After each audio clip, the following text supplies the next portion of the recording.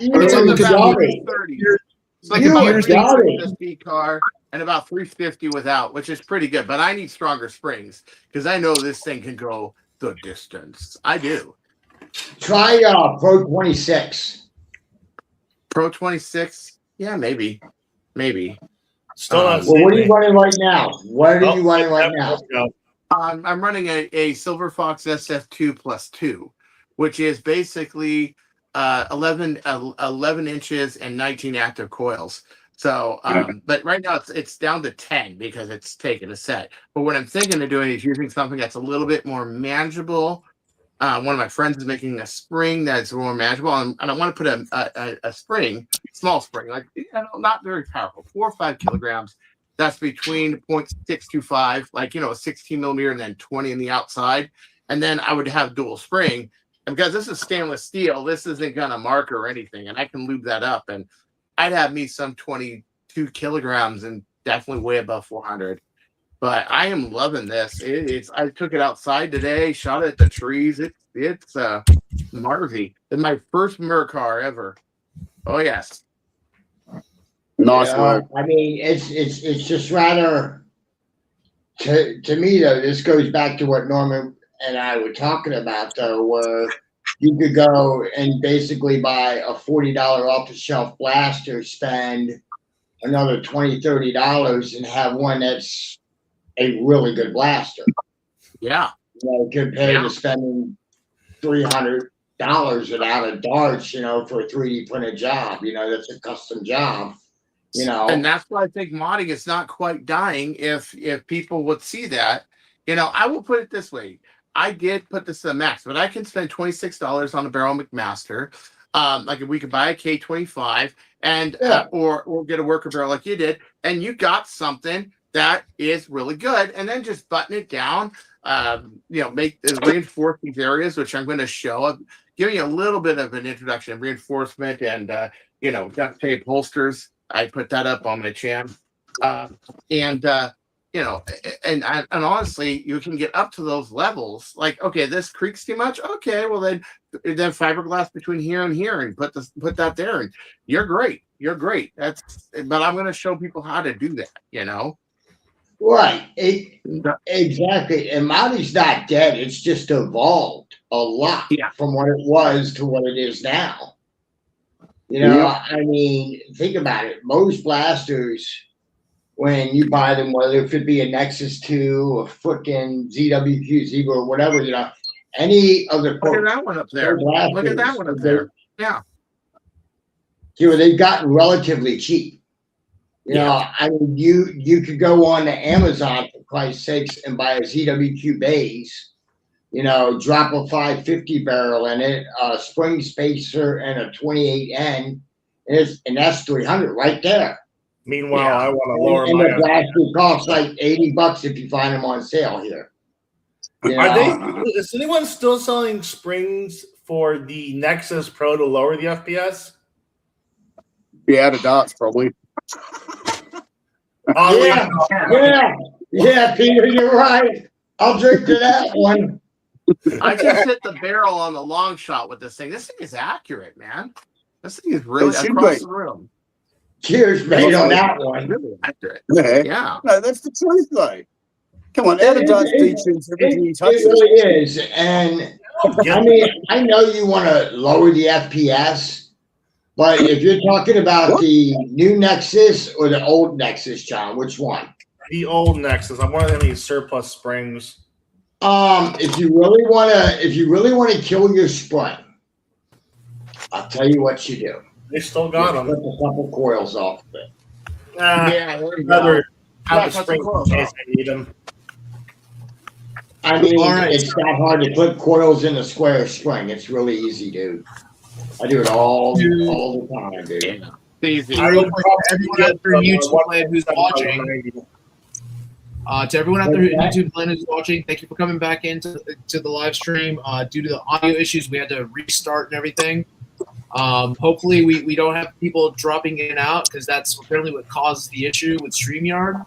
I am trying to find a better alternative to this because given that this happens every week, I'm sure as hell not going to pay for a service that doesn't function properly. So, Once you pay for it and it works 350 with a fine. B car. 350 with a B car. Yep. Yeah. Nice. Now, that being said, if you're asking, so the interior of this, it's 31.3. I'm sorry, 31 and a half. It's AAA. Didn't even realize that. And this is a 1.2 spring. So, Really light.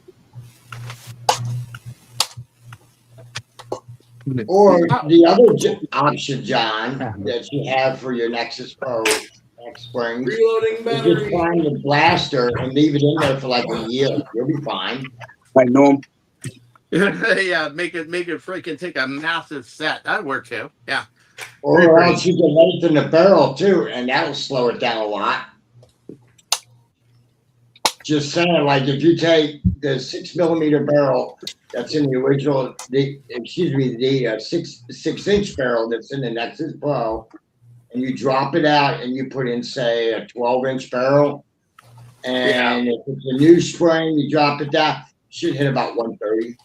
See, what I'm trying to do is Those barrels are really overhauling it, and you're still using the stock spring. I'm trying to keep everything's looking stock on it, Wow. but get like a lower FPS spring, and then paint it, and get a 3D printed CTR stock or something similar. It's because my thing is I want to be able to loan out of this type of these old long shots or Nexus Pros for my HVZ group whenever I What about getting it. What about and Just I know, on unfortunately, the only place I've seen them is at Out of Darts. I'm sure somebody else in the world sells them somewhere. Oh, Wow. asking for $5. I'm gonna pay $5 a piece. I don't mind. They actually made detuning caps for that blaster. That's They made true. tuning caps and detuning caps. Find the one for HDD spec, and there you go. Like I said, I don't mind paying a little more. Whatever. Tuning cap. I don't know who would sell it or what site you find it on, but I know somebody made them because I've seen them before. I just never bought them because I just looked at them and went, why? Why not? Why? Exactly. We want to go faster, not slower. Well, I'm trying to extend our HVZ limits of 150 FPS. Now that I get, but That's what we call children's games. I love HVZ. You shush. It's fun to me. It's strange. That's right. But that's There's no I had this recurring nightmare that one night I'm gonna wake up from a call from Peter's missus, and she's gonna say Peter was at a game and he got into a fight with a big red. Oh, yeah, well, it's probably more likely a goanna, mate, than a big red, because we got a few of them roaming around, the big goannas. Oh, yeah, that'll definitely fuck you up too. Yeah. 349 with a B car. It's speeding up, guys. It's getting better. It's just warming up. It looks Chris, like it's got to break in. Yeah. Oh, solid wow. brass barrel. Solid brass. Oh, so this. It's just stainless steel coated. 700 Right millimeters. Was that the carbon fiber one?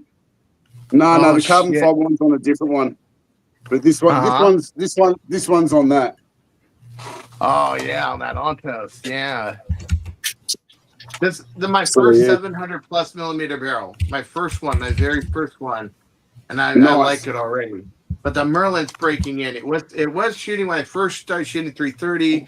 Then it crept to 340. Then it went to 350. Now it's doing 350 with a B car. So that means it's doing more like 360, 370. It just has to break in. It's a brand new rifling attachment. And it doesn't like the saber tease as much though. My other blaster does. This one does. This one loves saber tease. So, yeah, how you finding those? I heard you bought a big bunch of them. Oh, yeah. I did.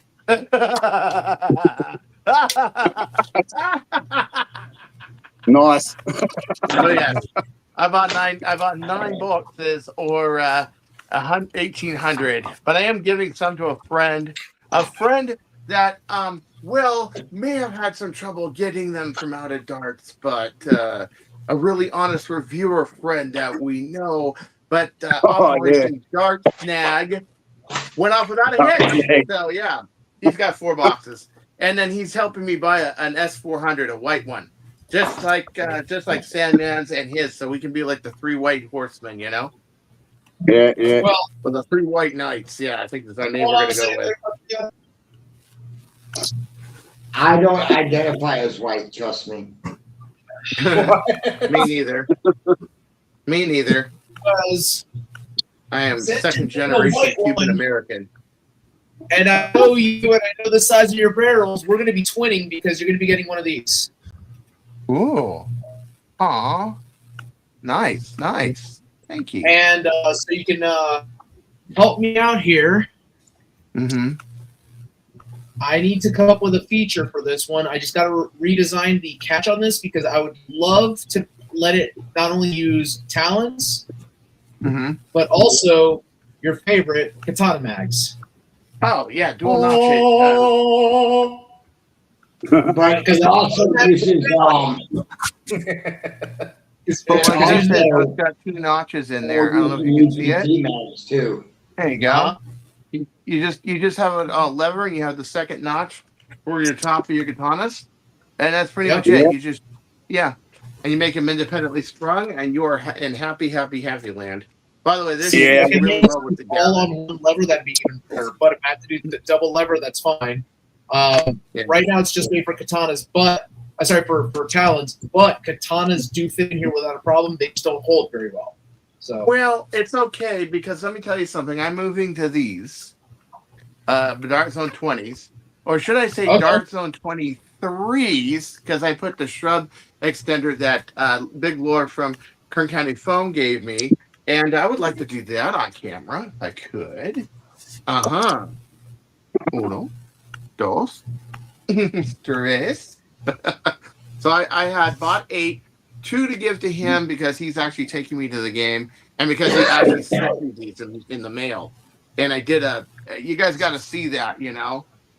That's this is a good alternative to Konamax. I mean, $7.50 after shipping. You're probably about $9, $8, and then then you just print these out, and you got. I mean, Kodas are what, $18 now? I mean, they used to be 20. You can't beat it. Yeah. Yeah, they're really good though. The nylon is bitchin'. I love the construction, but I'd rather have something that's a little more standard. And I like these. The Dart Zone plastic is just great. And I had not been that amused with katanas until I saw these. And I'm like, okay, it's time to make a blaster that shoots. You know, Talon mags. So you don't have to get after if you don't want it. I'm totally fine with it just being Talon only. I'm totally fine with that. What I will let you know, okay. Yeah, the seems to be the one everyone's going for. The one that comes with the S400. Everyone's switching out to those. This is probably the most expensive mag I've ever seen in my life. Seriously, I mean, I know it's not like constructed, but how much is it? What is it? This is a $20 Koda mag. Yeah. This is a nylon magazine, you know, and all that. But I'll be honest with you, right? It's what, 22, 23 rounds, something like that. That's ridiculous. I'm sorry. This is not worth $20 to me. Especially since, again, you can go out and buy 2 of these for $10, which are 15s, or you could buy what Chris has from DZ, two for $15. I was going to say, don't forget, those are better.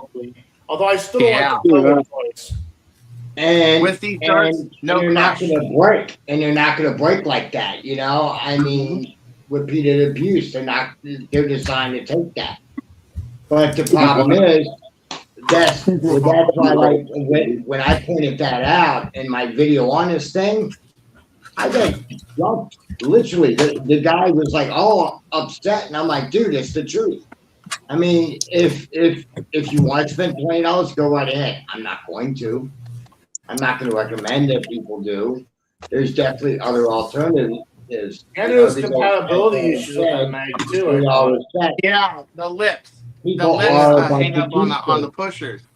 Absolutely. Let me load this back up to 23 after I had some fun with it just now. So you're telling me we got a 22 dart short dart mag before GTA 6? Yes. 23. I mean, Love 22 it. to be safe, but 23. It's a plus I'm two. This sorry. is Mighty Strub's plus 2 adapter. Cillian. And For Cillian. GTA 6, I don't care. Cillian, I have a question for you. You're What? surprised at this?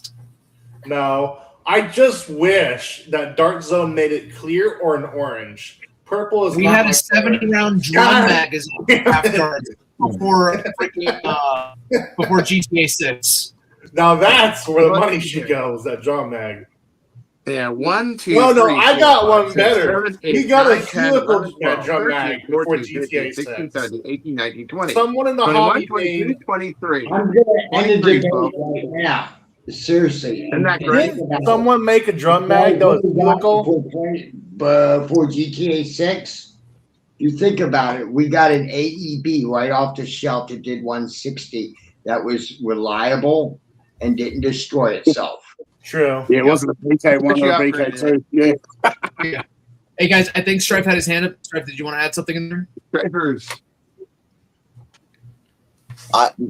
Nothing will beat the Pro Gen 2 dart mags, though, from Nerf. These, I say, are far superior to anything Dart Zone has put out that I've tested so far. Those really aren't like the compatible, color though, with all built. Nerf blasters, with all aftermarket blasters or third party, are they? They still feel exceptional compared to like the X-Shot. I'll give you that. Or I the, keep picking them up. Dart Zone mags I use. I pick them up. Well, that's true too. You know that really is, but still though, that speaks for quality though, and that's sad that back in the day, apparently this was quality, which is, don't get me wrong, it's a nice mag, it really is, but to me, it's not $20 nice. I'm sorry. I can't wait till we see that $20? little drum mag thing that's coming out from that new designer. $20? When it comes to reliable AEBs, I got to say this has been reliable for me. Which one is that? I forget. That's the Challenger. Oh yeah. Challenger. Oh, is that the one that you burned up? No, this is the one that Bradley burnt out and sold to us, and then I made him fix it. That's the way to do it. That's the way to go. Okay, let's see what the nitro shot does. 354 with the B car. Okay, so it's shooting 350 with B car now. That's good. That's good. That's good. I like that. Hey, I think does all that anyone work have today. any updates on that helical drum mag blaster? That's a flight core system. Hey, what? What? Someone made, and I've seen videos and pictures of that's it. that helical mag. Yeah, Yeah, I've it looks seen like a the helical mag. PP-19 Bison from Russia, but it's someone's Nerf blaster project, or Yeah, foam somebody's blaster. he's made it up specifically for that blaster and everything. Yeah. I'm sure I saw the files up somewhere. Hey, Oh, it's already up. I thought it was still in beta. he's got beta files up or something. I'm sure I've seen the files go up somewhere for a few weeks. He let a few people get their hands on it or something so they could test it out as well. Huh? That'd be fun. I think that would be great. I could be wrong, but I'm pretty sure. I would like to have one of those. There's two guys doing a helical drum at the moment, so Oh, there it'll is? be interesting to see which one. Yeah, there's an Asian guy An and illegal drum? Illegal? Helical. Oh, helical. Helical. I thought you said illegal. Like I the was like, oh, man, I have PP-19 more respect Bison, for the it now. Russian submachine gun. It must Darn, be I my thought it was Australian. illegal. All illegal stuff is fun, you know? Darn. Okay. Yeah. I was about to get more props because it's illegal. It's kind of like bootlegging and prohibition and all that. That's the nice thing about like Australia is you're actually being a rebel if you have these blasters, you know? That's kind of cool. That's what I would do in the 20s, you know? They've taken all the fun out of this country, mate, and they're still going for more. Well, that's there you why go. you got it. Well, That's why that's your they have the liquor government, dude. store. What can I say? That's why they have the liquor store. anybody's government, really. They always try to ruin things one way or the other. I mean, UK's heading that way too. My the UK dad said to me, and it's still At least their runs prime true. minister resigned. I wish mine would do that. Hey, have you seen that Well, commercial from it's Coinbase? ran by Everything is clowns. fine. Oh, watch that commercial from Coinbase. Oh, I've Everything seen is that fine. Coinbase commercial. That was my hilarious. God, that's so hilarious. It got banned from the Queen of England within 2 days. She banned it before she died. She banned it. She banned the commercial. It's so Speaking good. of things that are funny, well, maybe it's funny. Have you guys ever heard of Bitcoin ATMs? Obviously, no of them, I'm sure. Oh, yeah, we've got a few over here. yeah. I can walk into a 7-Eleven over here and find an ATM that'll do that and Bitcoin. Yeah, so apparently Bitcoin Depot, I didn't know this. They're the ones with the big touchscreen ATMs. They got either went out of business or something happened, and our federal government in the United States took over everything. I found this out through working at a holiday. A shop was closing down their store, and they had the machine, and I'm like, our machines, because obviously, like I said, I work for the company I work for is the lottery equipment supplier for our state. But there's this other machine in the store that's basically completely empty, and I'm like, that's a Bitcoin machine. What's that doing in here still? The owner goes, we're waiting for it to be removed. It's going to stay here after post my lease because we can't get it out of the floor. It's bolted to the ground. Damn. And I'm like, what happened? Won't they come get it? Because the company that owned them got taken over by the United States government because they're doing something or they fell apart. I don't know what happened.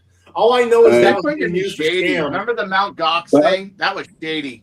My friend lost a bunch of Mt. Gox. He got it back, but it took like 10 years for him to get his Bitcoin back. It was crazy. Scammers usually things for crazy shit. So I watched a lot of Scammer Payback. That's a YouTube series I watch, or YouTube channel I watch, and they always breaking up scams before that people get sent to those machines. It's crazy. All right, I'm gonna throw this thing on wax. It apparently needs it. Oh, by the way, Peter, I was doing some little off testing on just while we were screwing around, and just to answer your question ahead of time, if you do get these to Australia, yes, you need to get one. No, they won't be coming to Australia. It does take the worker adapter. Yeah. Oh, it does. Oh, that's good. No, they'll come, but we'll get it at about 55 to 60 FPS if we're lucky. Yeah, but you know what to do. You ain't no dummy. You know what to do. Yeah, I know what to do. Like, we know what to do. I'll tell you what to do with it. No problem, but that's it. No, there's no issues doing one up, but it's just like I just wish they'd send me the one with all the bits. Yeah, but I mean that's all you need, really. Shoot. 350 with a freaking Mercar, 387 on camera when I was shooting the news. That was really sporadic. This is much more stable, however.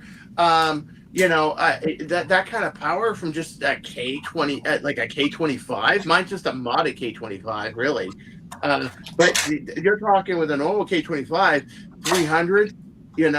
If you know what you're doing, and then if you can really push the spring force. I mean, this is the most inspired I've been by a blaster in a long time. Just a long time. It's what a really time good. to be alive, gentlemen. What a time to be alive. Oh yeah, it is a fun time. That's what it is, I mean, everything else every day I wake up and I think about it, I'm still blown away that we can go into a store and pick up 200 plus FPS stuff. I remember when the Nexus Pro and the Aeon Pro came out. It was a game changer. And the Ember Darts. You know who else remembers that? Pepperidge Farm remembers. I was gonna say my mom's. That's a. I was saying not me because I never saw that shit. And that still like baffles my mind, that you can walk into Walmart and pick up mags. Wait, Pepperidge Farm remembers that. You know who doesn't remember that those days, John? Anybody in Australia, because they can't get that shit there. Oh. and John, I'm not paying $400+ for a Mark fucking 4, mate. You can get fucked. Yeah, no shit. I would either, because again, you had common sense. he has common sense. You know, and that all comes down to there's a certain price that I won't pay, and I know damn well you won't pay either, Norman. None of us will. So Peter, you don't want one of my And custom you're orders? charging an exuberant amount for a 3D print blaster. And Nice. again, I'm talking about US Nice. dollars here. You know, you just no. Absolutely not. In whose world? You know, I mean, I'm sorry, but it's been shown that it's just no. Just no.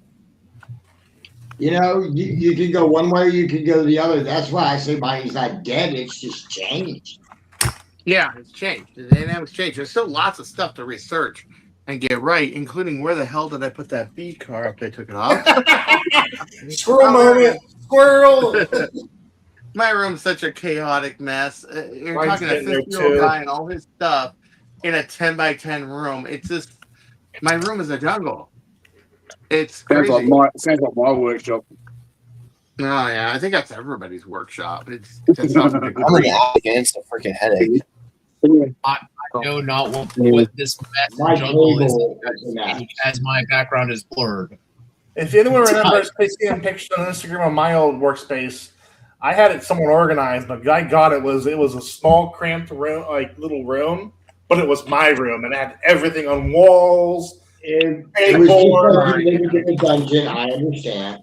It was. I will admit, it's fun. a small It was room, but it fun is. You got it. Still in my room, and I love it. It was a great room. 'Cause I had 2 workbenches and nothing but stock shelves full of blasters and work Nice. pegboards filled with in front of the walls with Nerf blasters. It was great. Okay, That's guys, that really quick, I coming want tomorrow? to just send that Trip said in the chat because I think we all want to chime in on this one.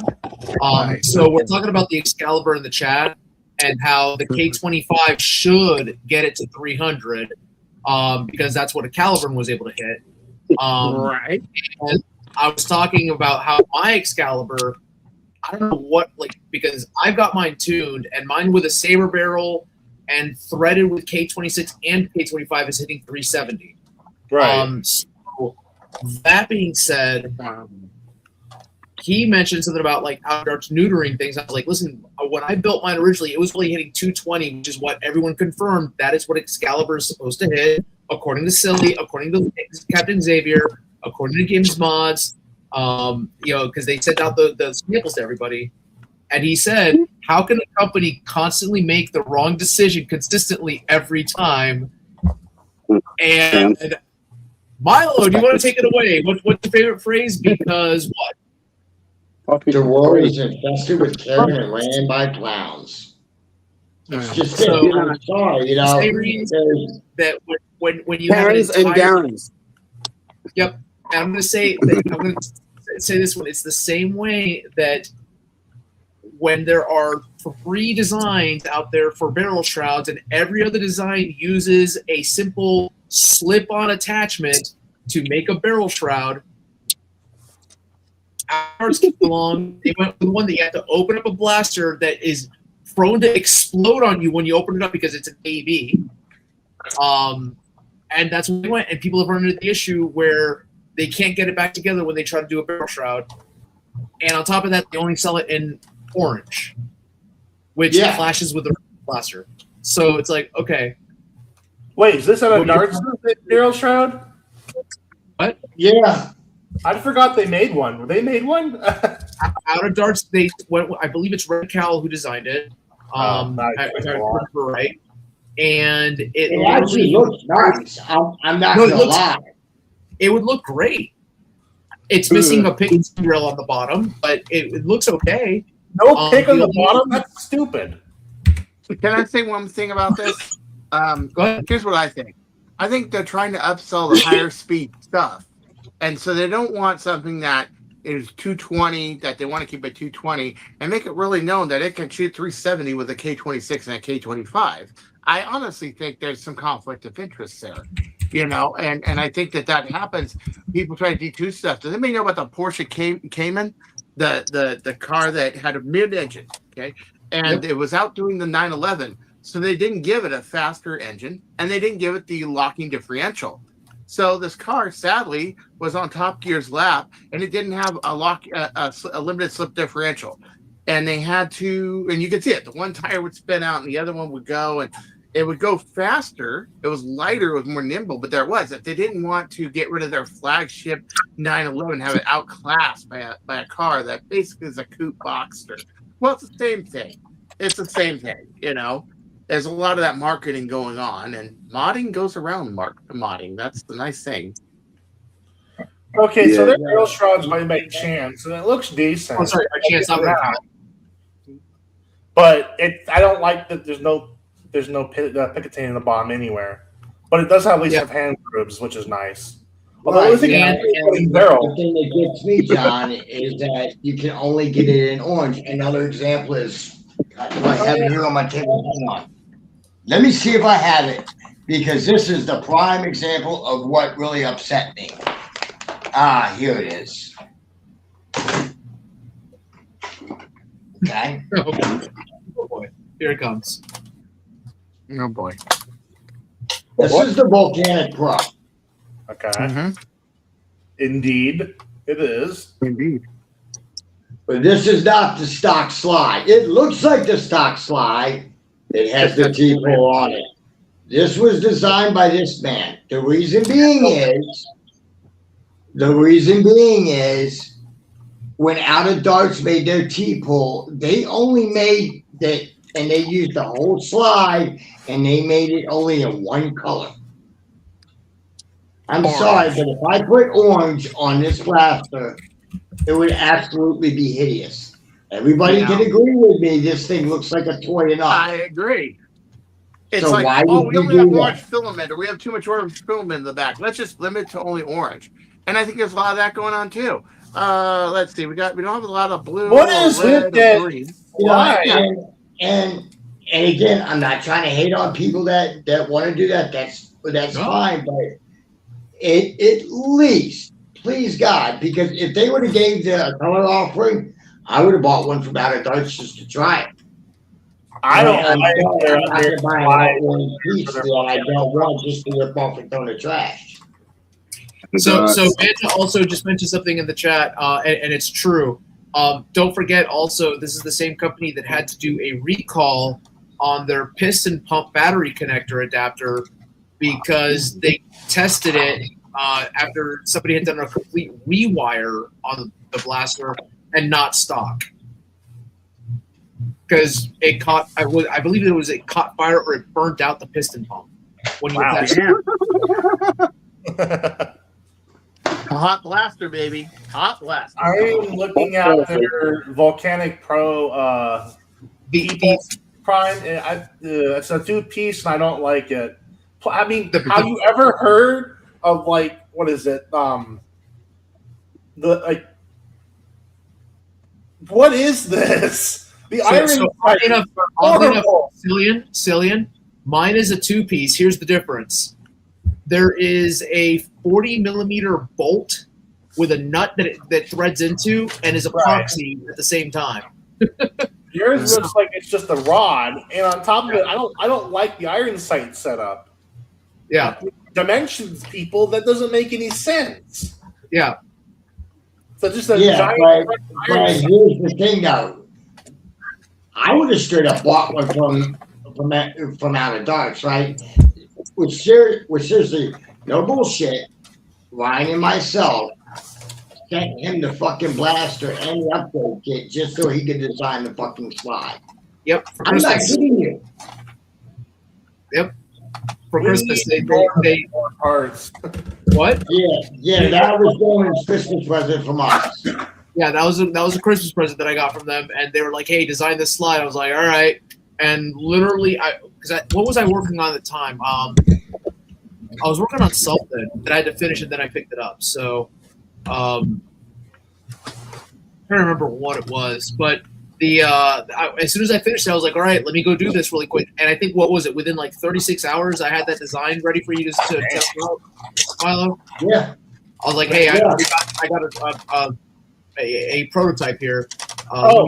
Trip said something really good that I want to touch on real quick. Go for it. So there's a lot of stuff really he good. says Out of Darts is losing so much credibility with the hobby, and you know why? The majority of our sales are not to hobbyists. Let me make something very clear with not just that, but a lot of shops right now. So, or a good chunk of them.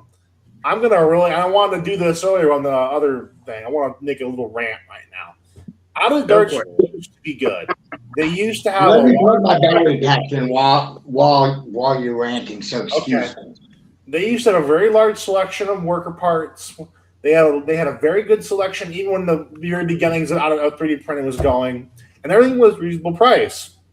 They had good, and they had print quality was great. It rivaled norms, and now it's gone to complete just utter crap.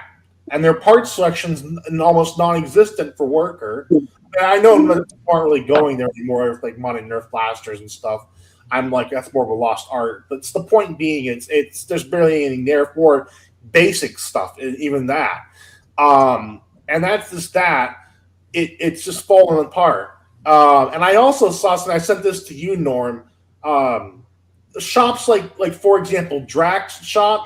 I've heard. I forget which one what it's called. His Pro Shop.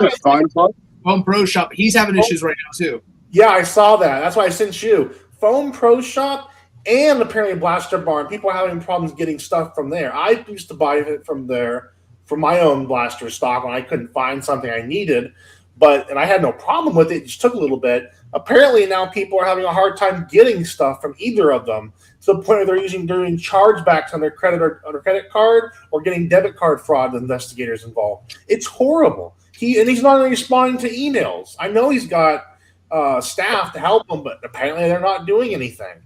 And then I want a couple other people. Foam Blast back in the day, they were decent, but there was some. I'm not going to get into that one. Actually, there was those rumors, but there was stuff with them that people kind of kept away from. And then also there was another one too. Anyone remember Hooligan Blaster Company? Remember that name? Anyone? Yeah, I think so. Do you remember, Peter? Were you around for them? Nah. They were out of Dayton, Ohio. I actually got to visit them when I was visiting grandparents years ago. They gave me parts to do a review on, and I had nothing against them, even though one of the main guys, his name was Ben, he was freaking high off of weed when he was showing me stuff and gave me parts. And I took pictures with them. It was fine. I took pictures of what I got to take. Yeah, it was bad. And then all of a sudden, break on the air, but I'm responsible. You know, when I get back home in Arizona from seeing them after visiting my grandparents, they try to rip me a new one for stealing stuff. When I was given the stuff to review, stealing a couple pairs of their Hooligan wheels, which are like really nice smooth flywheels. Plus, there was other stuff where he literally took motors from Foam Blast and literally banged them on the. That was a big one. They destroyed motors from Foam Blast, Michelle 2.0s or maybe Michelle 1.0s with a sledgehammer. It was like, this is the kind of stuff that these shops get in, the kind of trouble they get into. Why are they smoking? I'll be smoking too much of that happy stuff. I feel like some of those people they're established or they think they've made it, they just let themselves go and they let their shops go into absolute utter chaos. It's horrible. Like the only one that hasn't done this is Containment Crew. That's a big name. They've been fine. I haven't seen a single problem with them. That's where I got the mags from. The guys from Containment Crew. And you can buy them. They lost one of their co-founders, and they still have never had a problem to my knowledge. So I like them.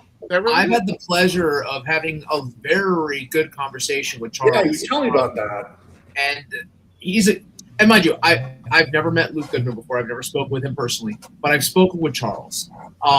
And I believe that Luke is a good person. Charles has the passion. Right. That's what you need in something like this. And I'm sure that Luke did. I don't know if he still does, but I will say ever since the other Luke has joined Out of Darts, and I'm not saying it's his fault, but I'm just pointing it out. I've noticed you're going to say, the passion is not there anymore. And to be honest, to piggyback off of that, a lot of the YouTube videos and the videos they push out now, even for update mods, video updates on the channel or the shop or new product demos, they just seem kind of like too scripted and robotic now. There's no passion behind it. It's just, hey, we're putting a video out so you can give us money.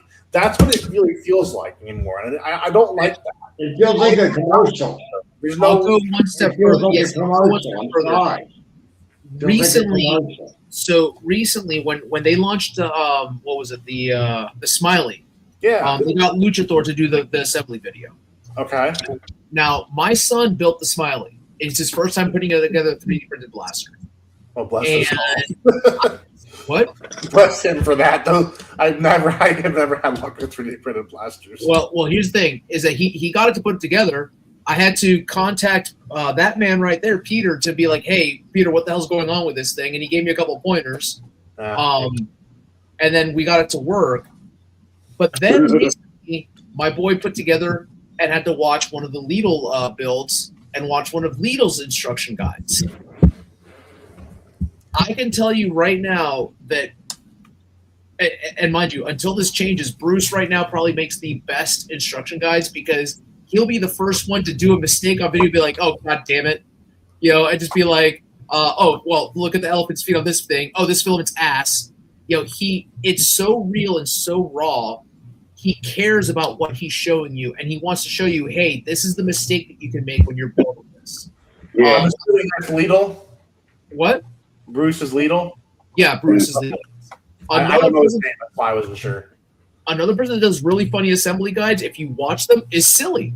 Silly Butts actually makes some really good assembly guides where he'll put up a little slide and be like, yeah, this is probably going to happen because you might make this mistake. I did it too, and I'm the one who made this. It's like, all right, that's cool. It shows the passion for the hobby when you do stuff like that, and you don't try to make it so commercialized. If that makes any sense. Even for me, when I was still building blasters, I was outputting a high amount of mods at a certain time when I had my own workspace. I still put everything I had into it, and I enjoyed building those blasters. They got sold in great places. Norm obviously knows that. He's got a couple of my builds. I still cared, and I enjoyed every minute of it. And plus that, I used them for experience, for more future stuff. Oh, that's cool.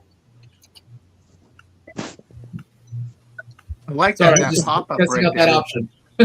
That's cool. I like that. We need that more so we can read it. Yeah. Yeah, that was good. That was good. Yeah, he knows that's the good thing. He's not trying to be out of darts. And honestly, I really need to say this. I feel like someone needs to come in and just completely dethrone out of darts and be the old out of darts in the process. Right. They can sell that'll never happen.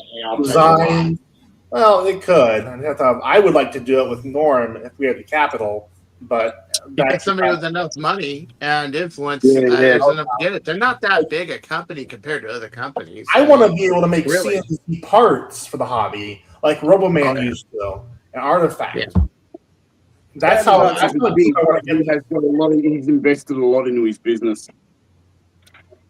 If you got that many printers, you've invested a lot in your business. That's true. Yeah. Which brings me to another thing, because when I brought up the Gisela issue earlier, somebody was very kind to point out, hey, Norm, there's a cost of doing business. There's business expenses that you're not looking into when you look at that.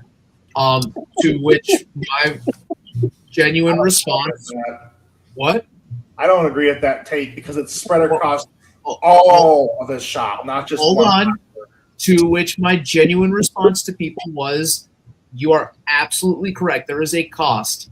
For $50 more than what they are charging, you can actually buy yourself the exact same fucking printer that they have and print hundreds of them for yourself. Exactly. Correct. So, plus whatever the filament cost is.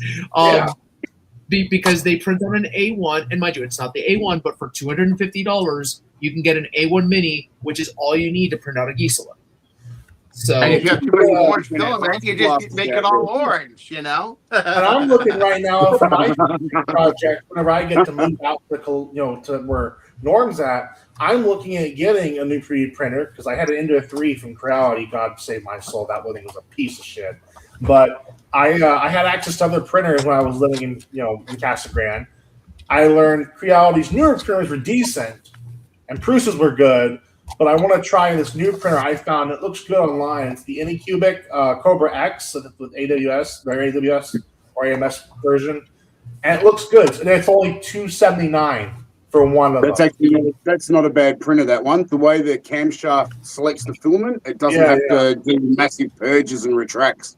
It looks stuff. Good. It's actually it's a bed slinger I'm looking at because I just want that extra printer to smash shit out on. That's not going to cost me an arm and a leg.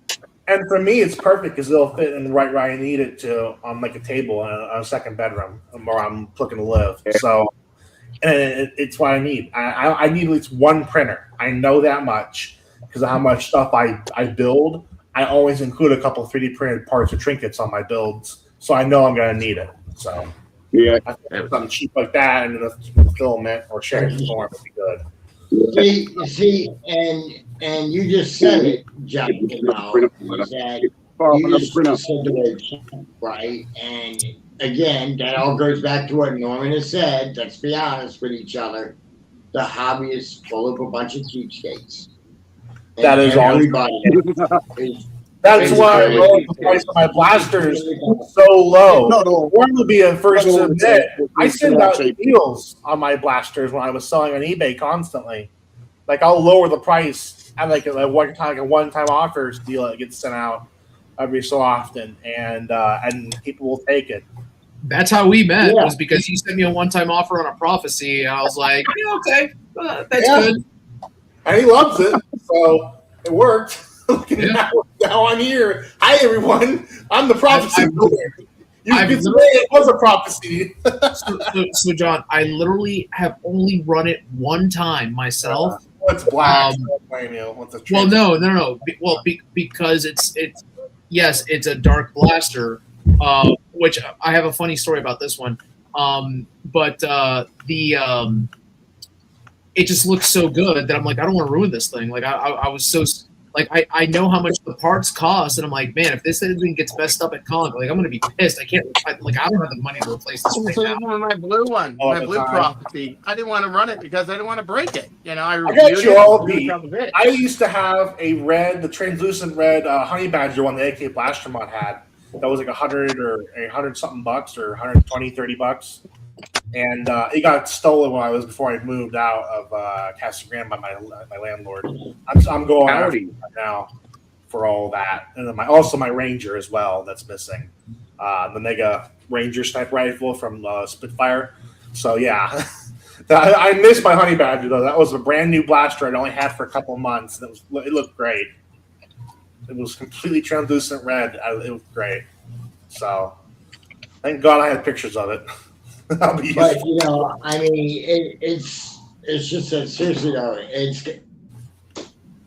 there's only a couple guys I trust in the community to actually do prints for me or something like that, and the reason why I paid them to assemble a blaster is for the following reasons: 1, I do not own a 3D printer. 2, I do not know my own strength, and I have blown out parts trying to install them. So again, for me, that means that I gotta stop what I'm doing. I gotta contact who the hell ever sold me the printed parts. I gotta find out which part it is, have them print me a new one, send it out to me, pay more shipping, and then wait an extra week or two for it to show up from God knows where. It's like going to Ferrari.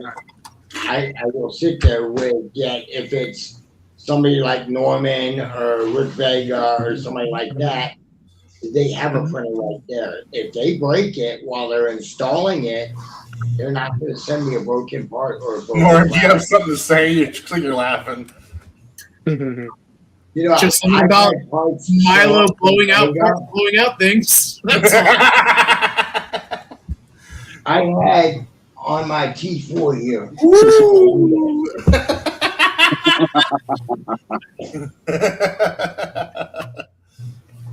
On my Calico version 4 here. This piece was busted.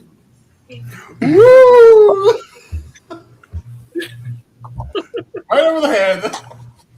So Surprisingly. and he showed up like that shipping, it's whatever. So I had him just send me out another one. Which, I mean, I paid for shipping again, but it really didn't matter because I had him send me a couple extra things too.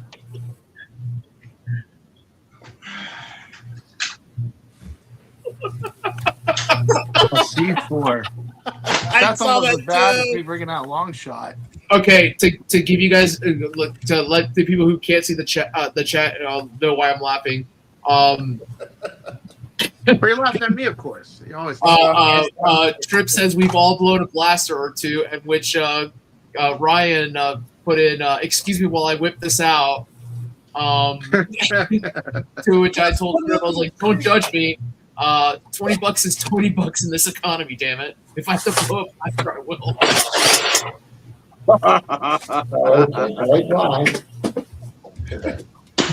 Oh, it's terrible. Ryan just said $5 to see it, $10 to touch it. Touch it. Oh my god. You have any cases for $10 today? 10? Did you? A couple.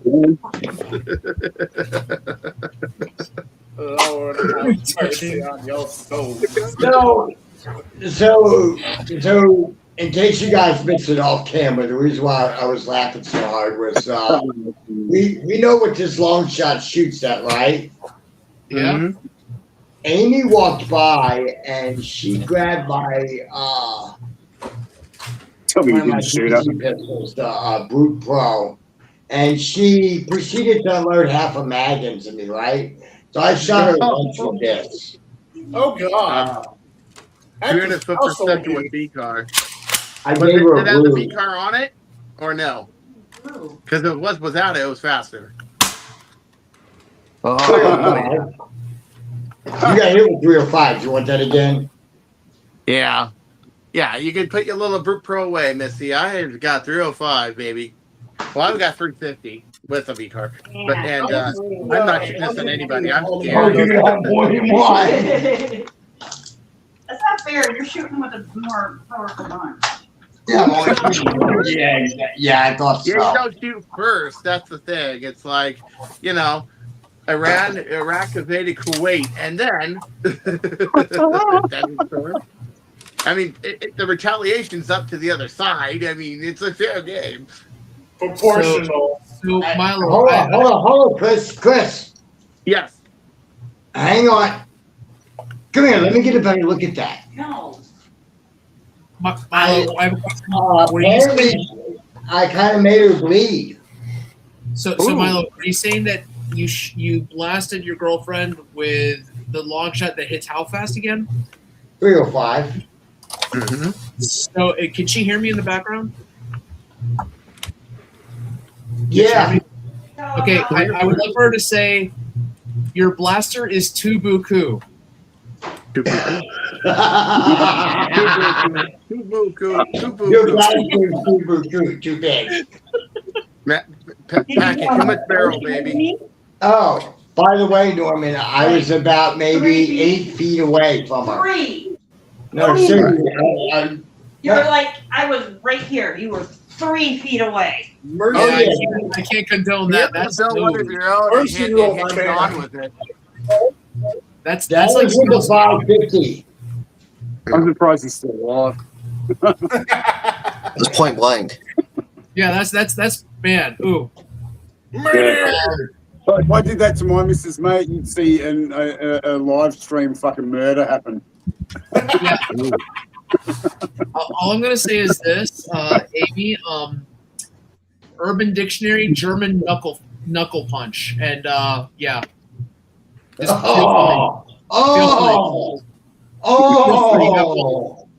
while he's sleeping.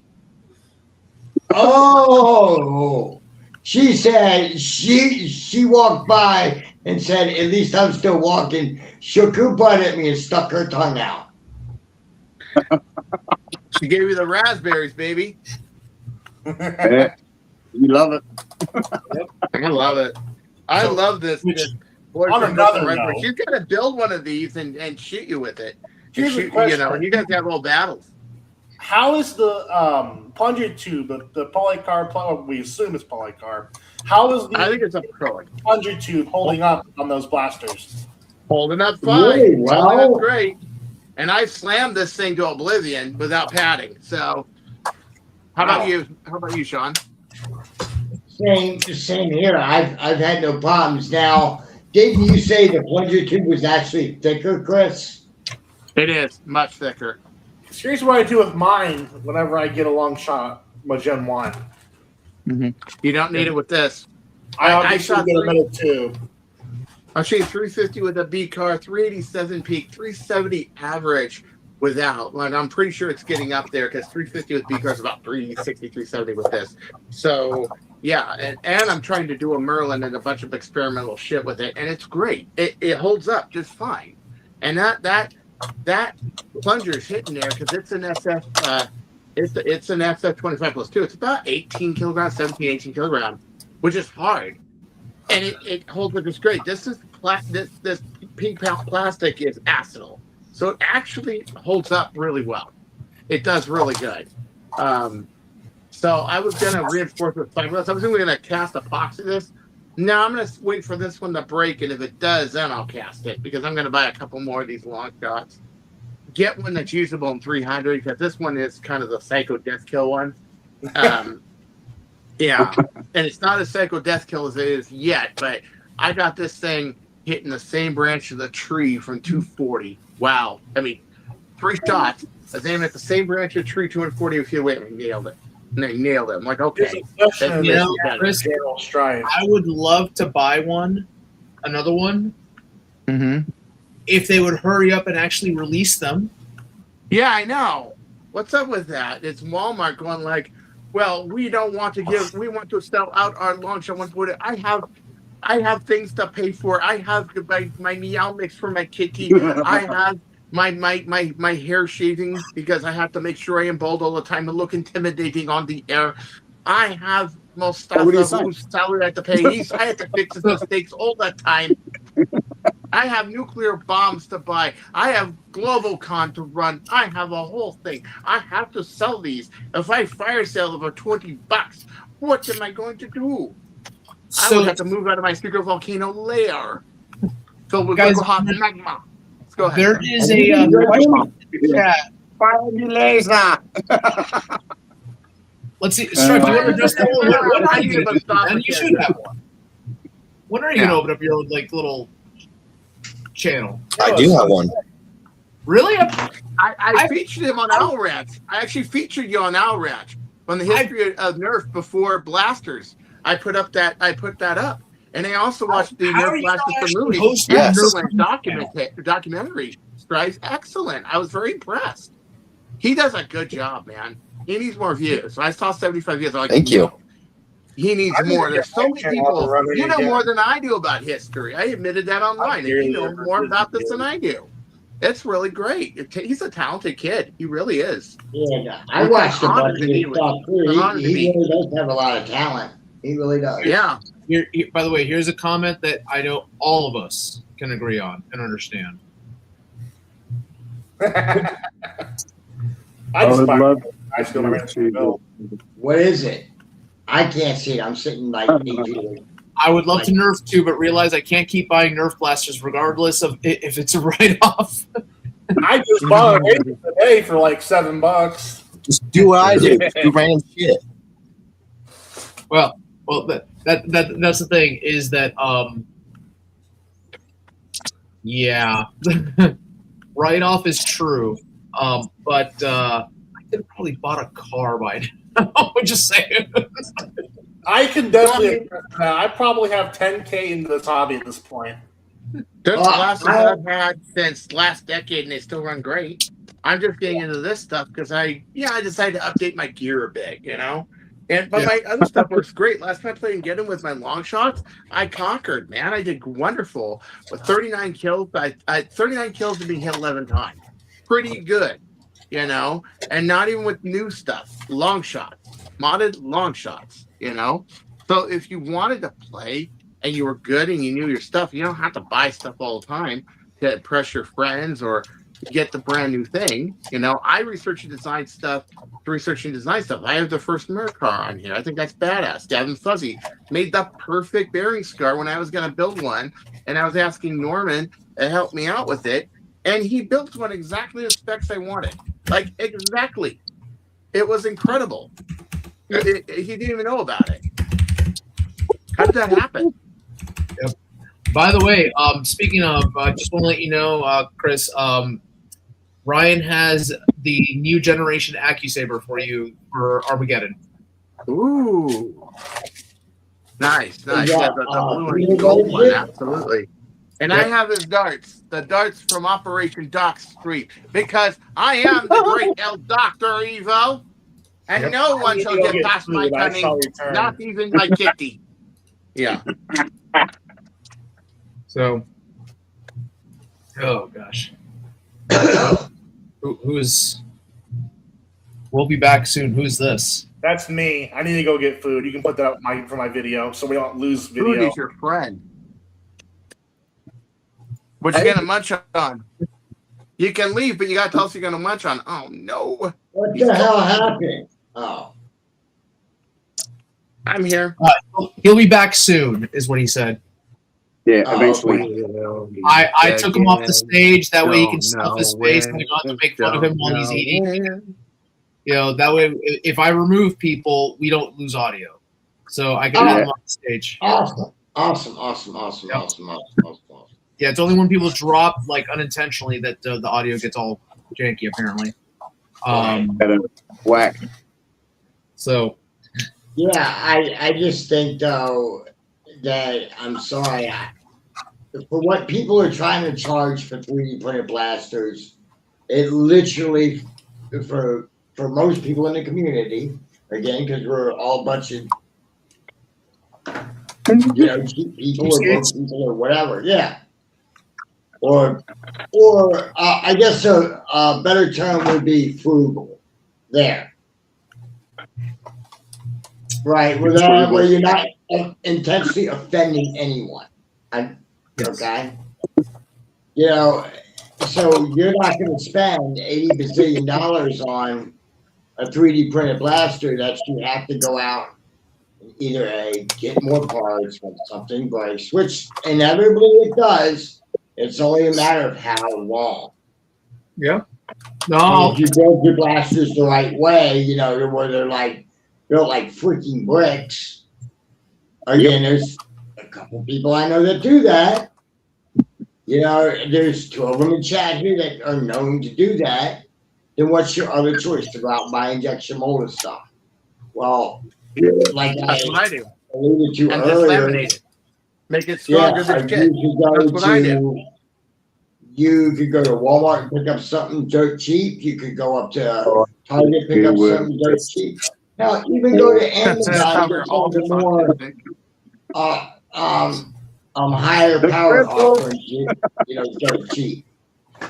I mean, look at how much a long shot is. Okay, so Milo, really quick, I highlighted a comment really quick that everyone was laughing at. I thought that we were all just all autistic. My Red said that, which it's funny because there might be some sort of semblance of truth. I'm not diagnosed, but there's a Venn diagram. What was that? I wasn't phasic. I was stroke when I was born. I wasn't phasic till I was 5. So I didn't talk at all. So That being said, I've always said that there's a Venn diagram between being a nerd, Nerf, Lego, and video games, and that's autism. And I'm pretty sure I'm all three of those. I'm pretty sure I fall straight into that one, so it's okay. Well, I think what happened to me was a lot like the Joker falling to that vat of chemicals that came out. Yep, that's what happened to me. My stroke was like that. And if I can make a joke, I do apologize to anyone who might be autistic. Autistic kids rock, and I like to think that I kind of rock also. So therefore, what does that say? Please tell me that that's like a card-carrying autist. What is that? I can't see it striped. What is it? Oh, Lego. Oh, gotcha. Okay. Is that That's one of the McDonald's hamburger things. Yep. Yeah, oh my goodness. That's awesome. I need to show you the Burger World AI one. The one where the burger store takes over the world. It's kind of cool. It's AI slop, but it's still creepy and funny in a way, but kind of cute.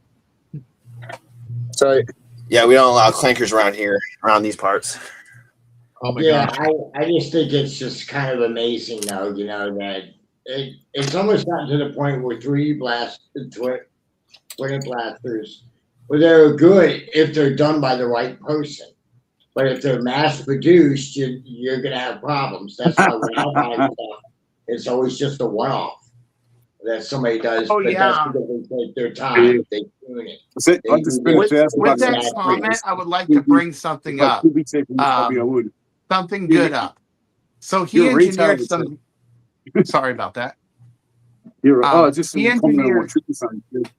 Yeah, I was going Go, go. to expound on that. I know what No, he's doing with that.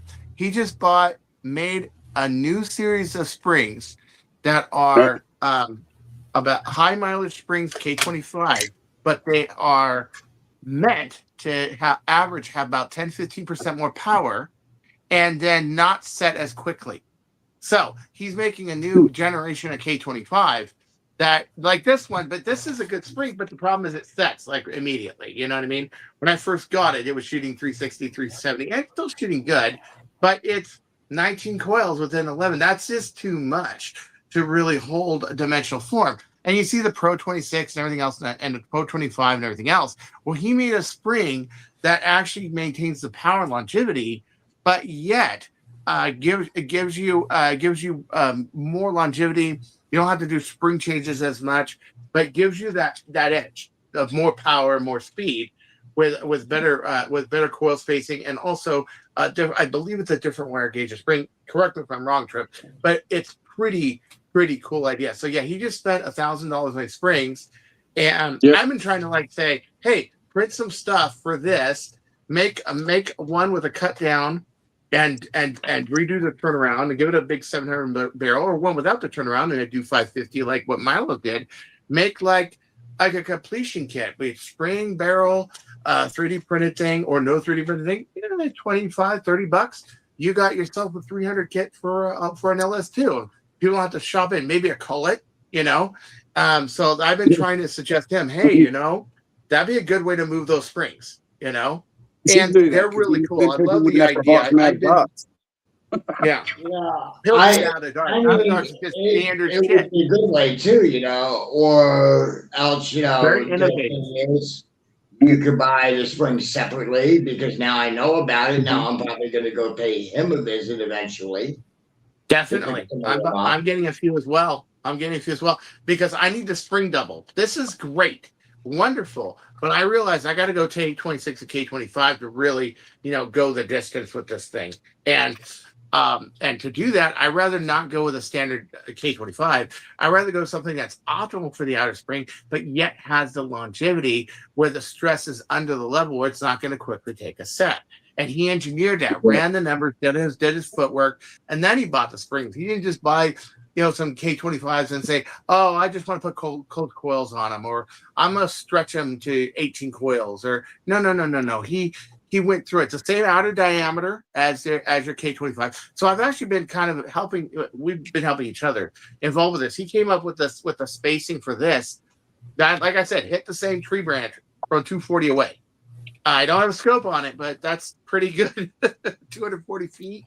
That's really good. Which is why I'm like, oh, it's a little slower. I'll take it. But no, you guys really need to check out those springs. Really cool. And like I said, I suggest doing some add-ons for long shot and other things that are compatible with it, that you can buy them in one place, Yeah, that's the thing. Being able to buy stuff in one place, you're not buying 45 different things and paying for 45 different postage. Yeah, you don't have to pay all the postage for 45 different places. That's the one thing I hated about this. Containment Crew, Out of Darts. This was Online Metal. Online Metal didn't have another metal I wanted to go to, so I had to go make Mastercar. Gavin Fuzzy. And by the way, he was the quickest and most reliable shipping. 3 days. Actually, I think it was 2.5 days. crazy. Absolutely solid. Gavin is. I mean, and like I said, I endorse I'm gonna stuff blow that your I mind, believe in. Chris. Yeah. I'm gonna blow your mind on shipping, and Ryan can confirm this because it happened to him as well. Our Saber Apexes, right? Him and I were in the pre-order. Ours got shipped the same day, same time, everything. Ours went FedEx, basically what Conrad called rocket speed. I'm not kidding you. They are great. Singapore Post is great. Then we Less had to do than FedEx. They're the 30 slowest, to be honest. hours. Less than Yeah. 30 hours because we crossed the time That's zone. awesome.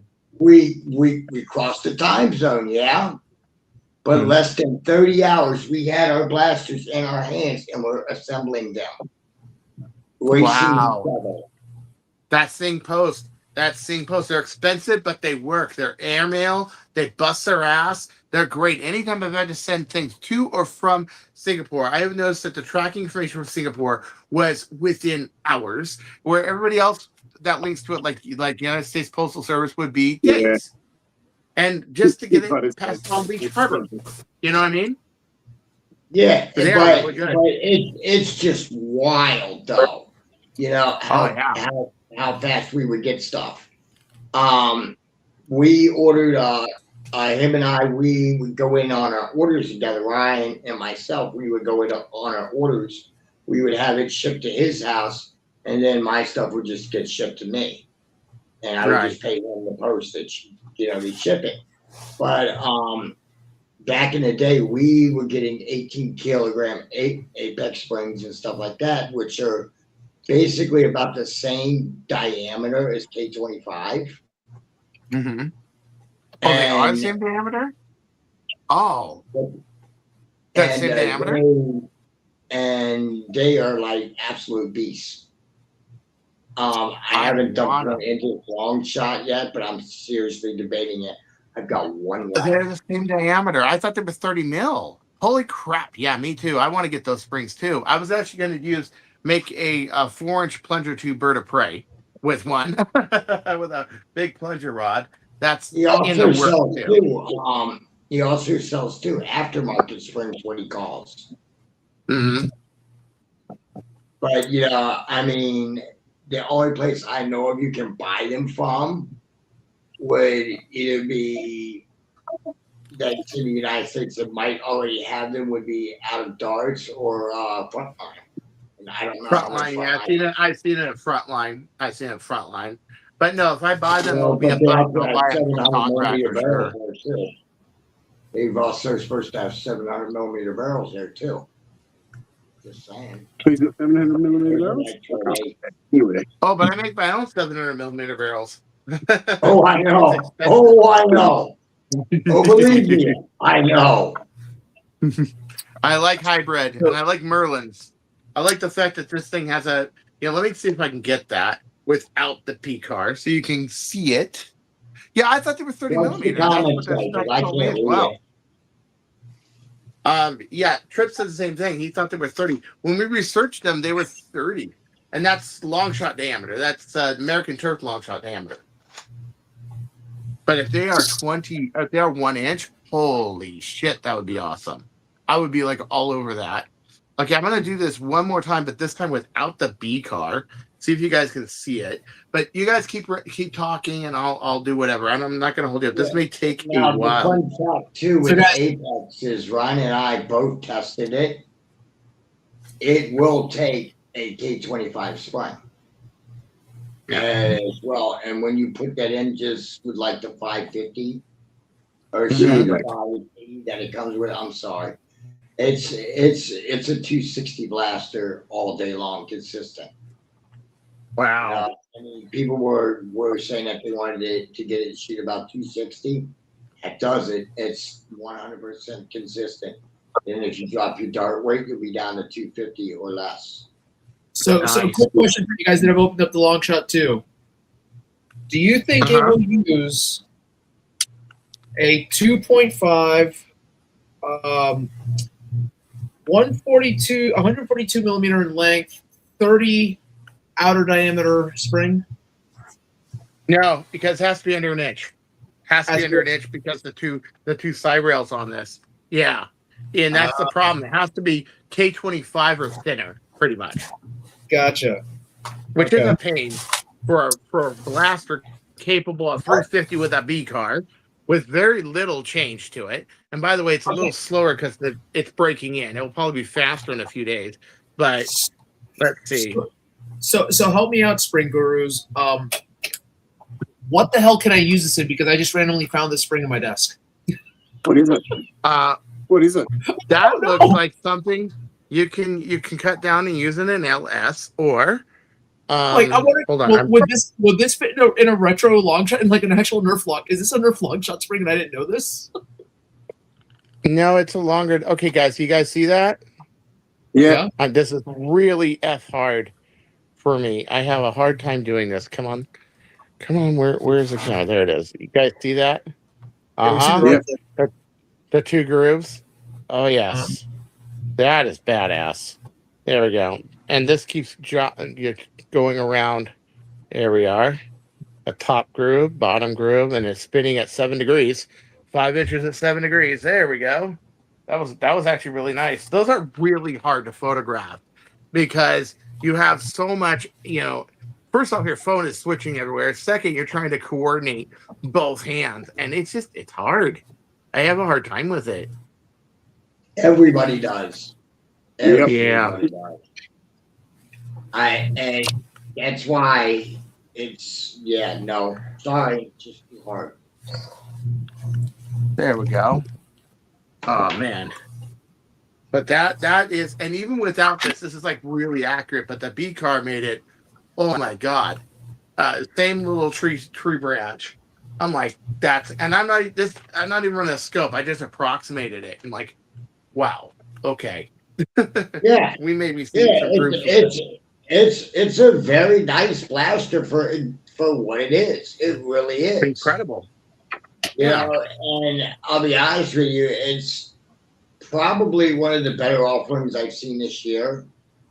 Yeah. And I'm not even going to choose to buy the Thrasher. Yeah. And I picked up here it is. The MPX2. Again, it's got a BBC kit on it and all that, but that's neither here nor there, but I mean, it's okay for what it is, but it's still, a 250 blast or something like that. How hard's the prime at 250? How hard's the prime on it? Blasters? I don't want to drive hard. Give me a second. Sure, no problem. I know it wouldn't be hard for you because you're a tough guy like us, but not for me either. But oh,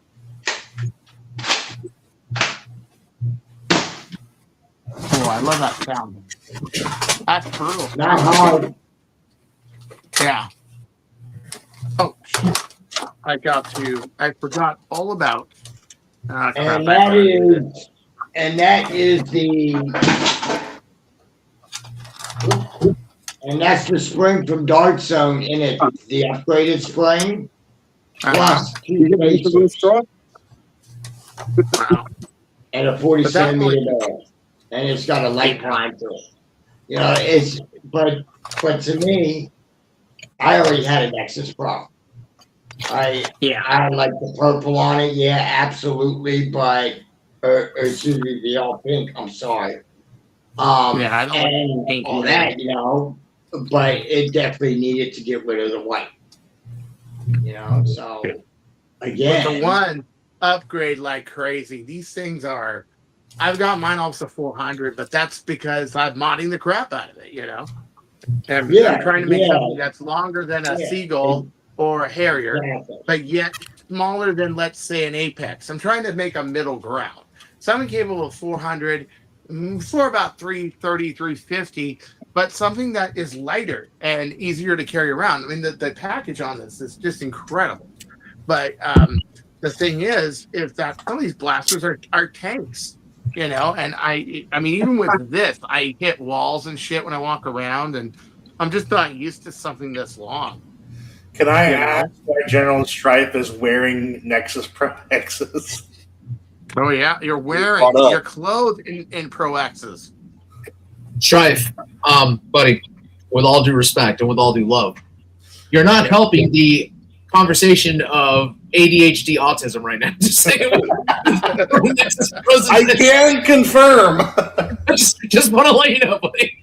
As someone on the spectrum, I can confirm. We need to nylon tie them all together and like put them on a blanket and put them over General Stripe and say, "Go to bed, General Stripe." And you have like a Nexus Pro X blanket. Hold on, Nexus blanket. Hold on. That's just an idea. In a Nerf version of Thunderdome, General Strife is that warrior that walks in wearing stripes as body armor. His body armor. Yeah. World. Oh boy. Autism is strong with me. Oh goodness. Oh my God. That's a lot of meals for McDonald's, my guy. I know if we had a lot of presidents that ate that many Happy Meals, we'd be living in a better country right now. I'm pretty sure. I want to say something, but I'm not going to. Well, including ours, maybe. But I'm just not going to say exactly. There it is. Just saying. Trump likes his freaking McDonald's meals, but I don't think they're Happy Meals. It's not working, darn. Yeah, see, he wants a Happy Meal sometimes, but I mean, hey, whatever. I'm just going to say that I am not the aquatic ninja that cut a 350 foot long slit at the bottom of the reflecting pool, apparently. Damn.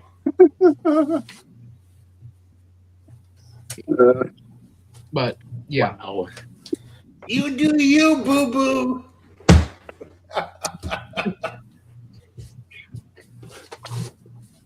Maybe he's just. He's even got the shirt. We're being silly people right now. Ow. You're being weird. Well, yeah, just be weird. That's correct. Chip, I don't know about that. I don't know about this guy. I don't know about him. My autism over here. You're okay in my book. You're okay in my book. But that's because we're all mad here. See, he's strange. I'm mad. Sean's tough. Dillian, I don't know what you are. Norman, well. No one does. That's the mystery. I'm just bored, guys. Here's the thing. I am me. That's there's no way to describe what this guy said. Yeah. You're definitely happy. That's air fryer. What the hell? What? Hold on. What was that, Milo? What was he said? On what? You're just a different type of cat, man. That's all it is. Yeah, exactly. Everybody is. You know, but if you think about it, we all get up in the day, you know, and you put your pants on one leg at a time. So, look, I'm just like everyone else. I get in the morning. I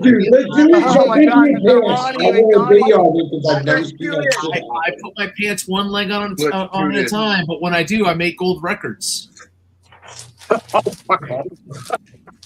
You know? How much McDonald's shit do you have? Guys, I do gotta go. I gotta walk around the park before the sun goes down because I'm trying to get my cardio up for getting, and I have not left this house except for going to pizza places and Walmarts for the last 9 months. But I do gotta skedaddle. But it was good talking to everybody. And we're not judging, Strife. Gobble, gobble, one of us. He is one of us. Gobble, gobble, one of us. Absolutely. Nerf insanity, one of us. I'm glad that my pseudo fear of clowns didn't act up because that was the creepiest looking Ronald McDonald I've ever seen. It's like Ronald McDonald had sex with Annabelle. Scared out of me when I was a kid. Anyway. Man. All right, I'm going to bail, guys. Christ. I'll see you guys, okay? See you. Take care. Oh, I love him. God, we should make him alive like Chucky. All right, later. Don't you go changing, or I'll find you. All right. Yeah. Good. What in God's name? Ew. What The the hell is fuck? that? What is the blowjob Ronald McDonald? Where's that guy on the Instagram that goes? We need that guy that just goes. Uh, With every blowjob or it could be a hole. No, thank I'm you. gonna have nightmares now. Thank you. Thank you. I'm gonna have to go to sleep with a blaster underneath my pillow or something. Good Lord. Now that Strife has given me nightmare fuel with that Ronald McDonald doll, what is Do you have operating budgets? oh my god. Operating budgets. For McDonald's? It's stuff like napkins. What the fuck? What? He has a manual how to make a quarter pounder. What the fuck? What? Yeah, keep the He cards. found his new obsession. You know what I'm thinking, Peter. hey, what? Oh, what the hell? Trip, you bastard.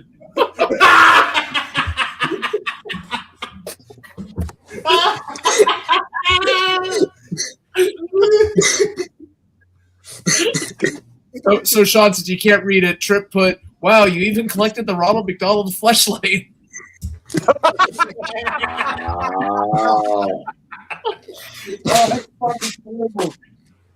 Oh my god. Oh, have mercy. Oh. Look at what Jim said. So Oh no. I even have the sacks. I think oh gosh. Hold on. This is great. This is great. I think I saw that Ronald in the Epstein files.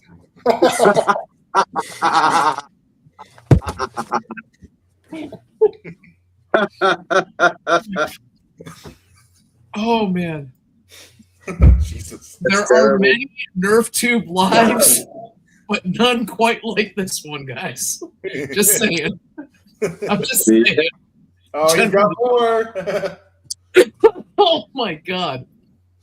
Oh. General McDonald's. Oh. I'm just a collector. I'm gonna change this from.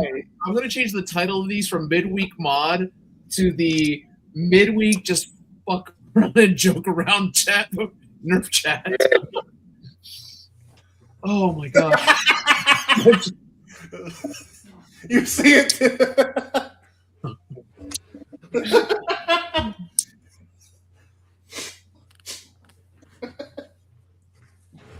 Oh, there's more. There's more. Right. He has Alex has a challenge for you. You have to mod a McNugget blaster, so I think you could probably do that with a jolt. Oh, McNugget. Uh-oh. Now you've done it. He's off and running. He probably has one of the Nerf toys that's in the Happy Meal. Oh my god. in a McDonald's bucket. Strife, do you have a caliper? Yes. Okay, I need measurements for that McNugget, and here's why. Oh no. Put a secret Depending on the size, we can make a silly shell for it.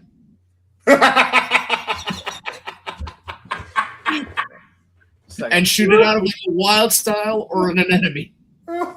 A breech loaded blaster. So. Oh, look what Ghost Man just said. Midweek buffoonery, yep. Now, Trip, if you're listening, if we were to make a foam version of a McNugget, do you think that would fly as an ammo type for Survival Fest? It's a throwable. No, it's a shootable. It's a bow. How about that? Autism ending. Oh my god. What? Oh, god. I'm pretty okay. He passes. He's on the spectrum. I'm just giving him now. Say this for like years, Jonathan. I happen to know for a fact, and I have seen it work. A silly shell for hot dogs, for cut up hot dogs, and for buttermilk. The glizzy shell. There's a glizzy shell. There is a straight up design for a glizzy shell.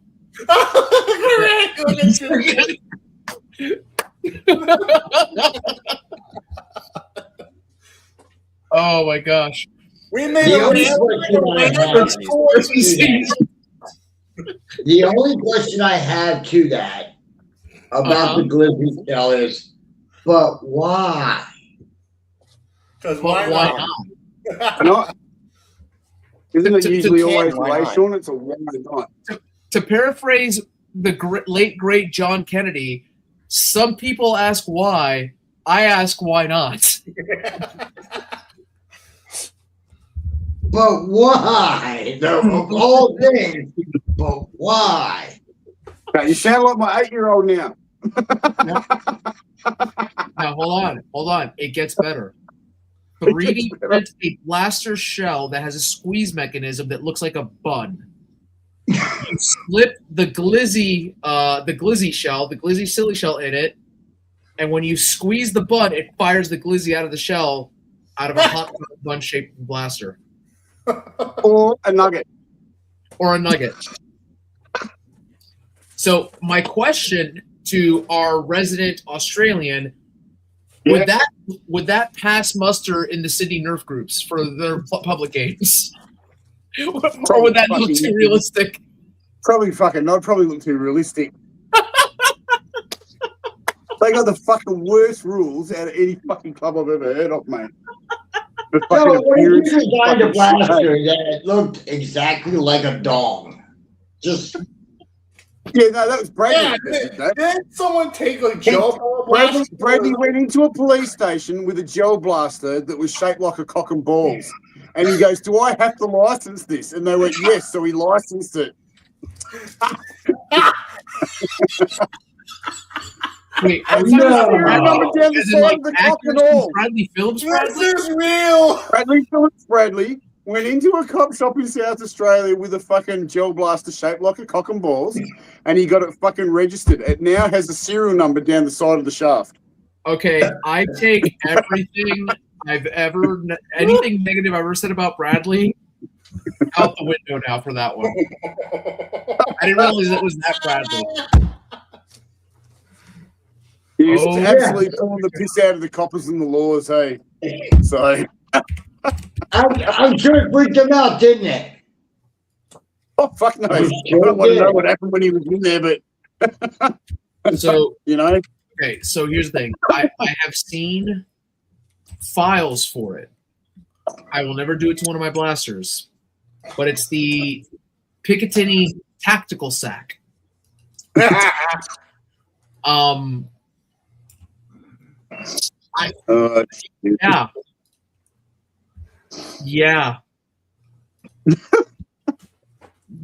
Fuck people that hang the brass balls off the back of their toe ball and shit. Fuck, what the fuck with that? Wow. Makes your head hurt, doesn't it? Australians would be like, "We used to be a free country, damn it." Yeah, a long time ago when I was a much younger man. In my youth. Oh man, when in my youth we could get away with fucking anything. I'd be riding a dirt bike down the fucking road with a 22 on my back fucking to go shooting in the bush. Dude, you can't fucking do that no more. I remember reading about someone stealing a New South Wales police car and keeping it hidden in their barn since the 90s. And then they go and move. They're ready to move and forget it's there. Or they remember it's there, like, how do we get this back to the cops without them knowing? Wow. That'd be funny. It'd be a fucking piece of shit fucking Commodore or Falcon. They're terrible cars. Aussie pride. Wow. Two cars you don't make anymore. So hold on. Trip asks, is that the guy that was dressed as a clown that got arrested for carrying a Nerf blaster? Was that Bradley Phillips? No. No, Was there somebody arrested for that? Like, who was that? dressed as a clown. No, I don't know who got arrested with a Someone Nerf that blast. was a legend, apparently. Absolute legend for doing it. I mean, There was a guy though that rocked up. There was a male stripper that rocked up in the middle of the city, right, and started unloading all these gel blasters that looked real and scared the shit out of everyone. He got arrested as he was getting changed in the middle of the street into his strip gear and shit. Went up. That's so funny. Australia's wild, dude, man. It really is. It really is. God bless you. It's fucking hilarious. No, welcome to my nanny state. Look what Skip said. I don't think it would fit. Hey. McNugget. McNugget. Big nugget. The hell, we will make dude? it fit. That's why if you put it on like the anemone or the front end loaders, I don't know, you can keep the silly shell so that it holds in place and then widen and flare it open. And Flare it open a bit. Have the technology. We can rebuild it. I will make it work. I will make it work. You put the silly, hold on. We put a longer shell. We put a longer shell so that, yeah. And we make it so the air shell goes all the way in. Yep. Like I did with the Ultra Darts. I like your thinking. We create a vortex system so that the air just spins up into it and pushes it out. Clever thinking. Those bother me. I will make it work. I will figure out a way to make it work. You just want to see it. I just want to Actually, here's the thing. I don't want to shoot a plastic McNugget now. I want to load a real 20-piece, chicken McNugget and launch those suckers out at people. How many bags like this? Exactly. Ew, buddy. Ew. Ground 5-second rule. Why? That's nasty. No.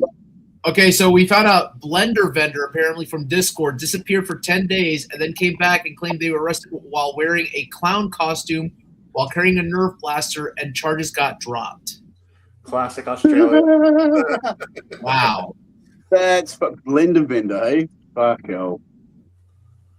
That's... Oof. What? Also... You'd have to be doing something pretty fucking stupid to get arrested with a Nerf blaster in your hand, surely.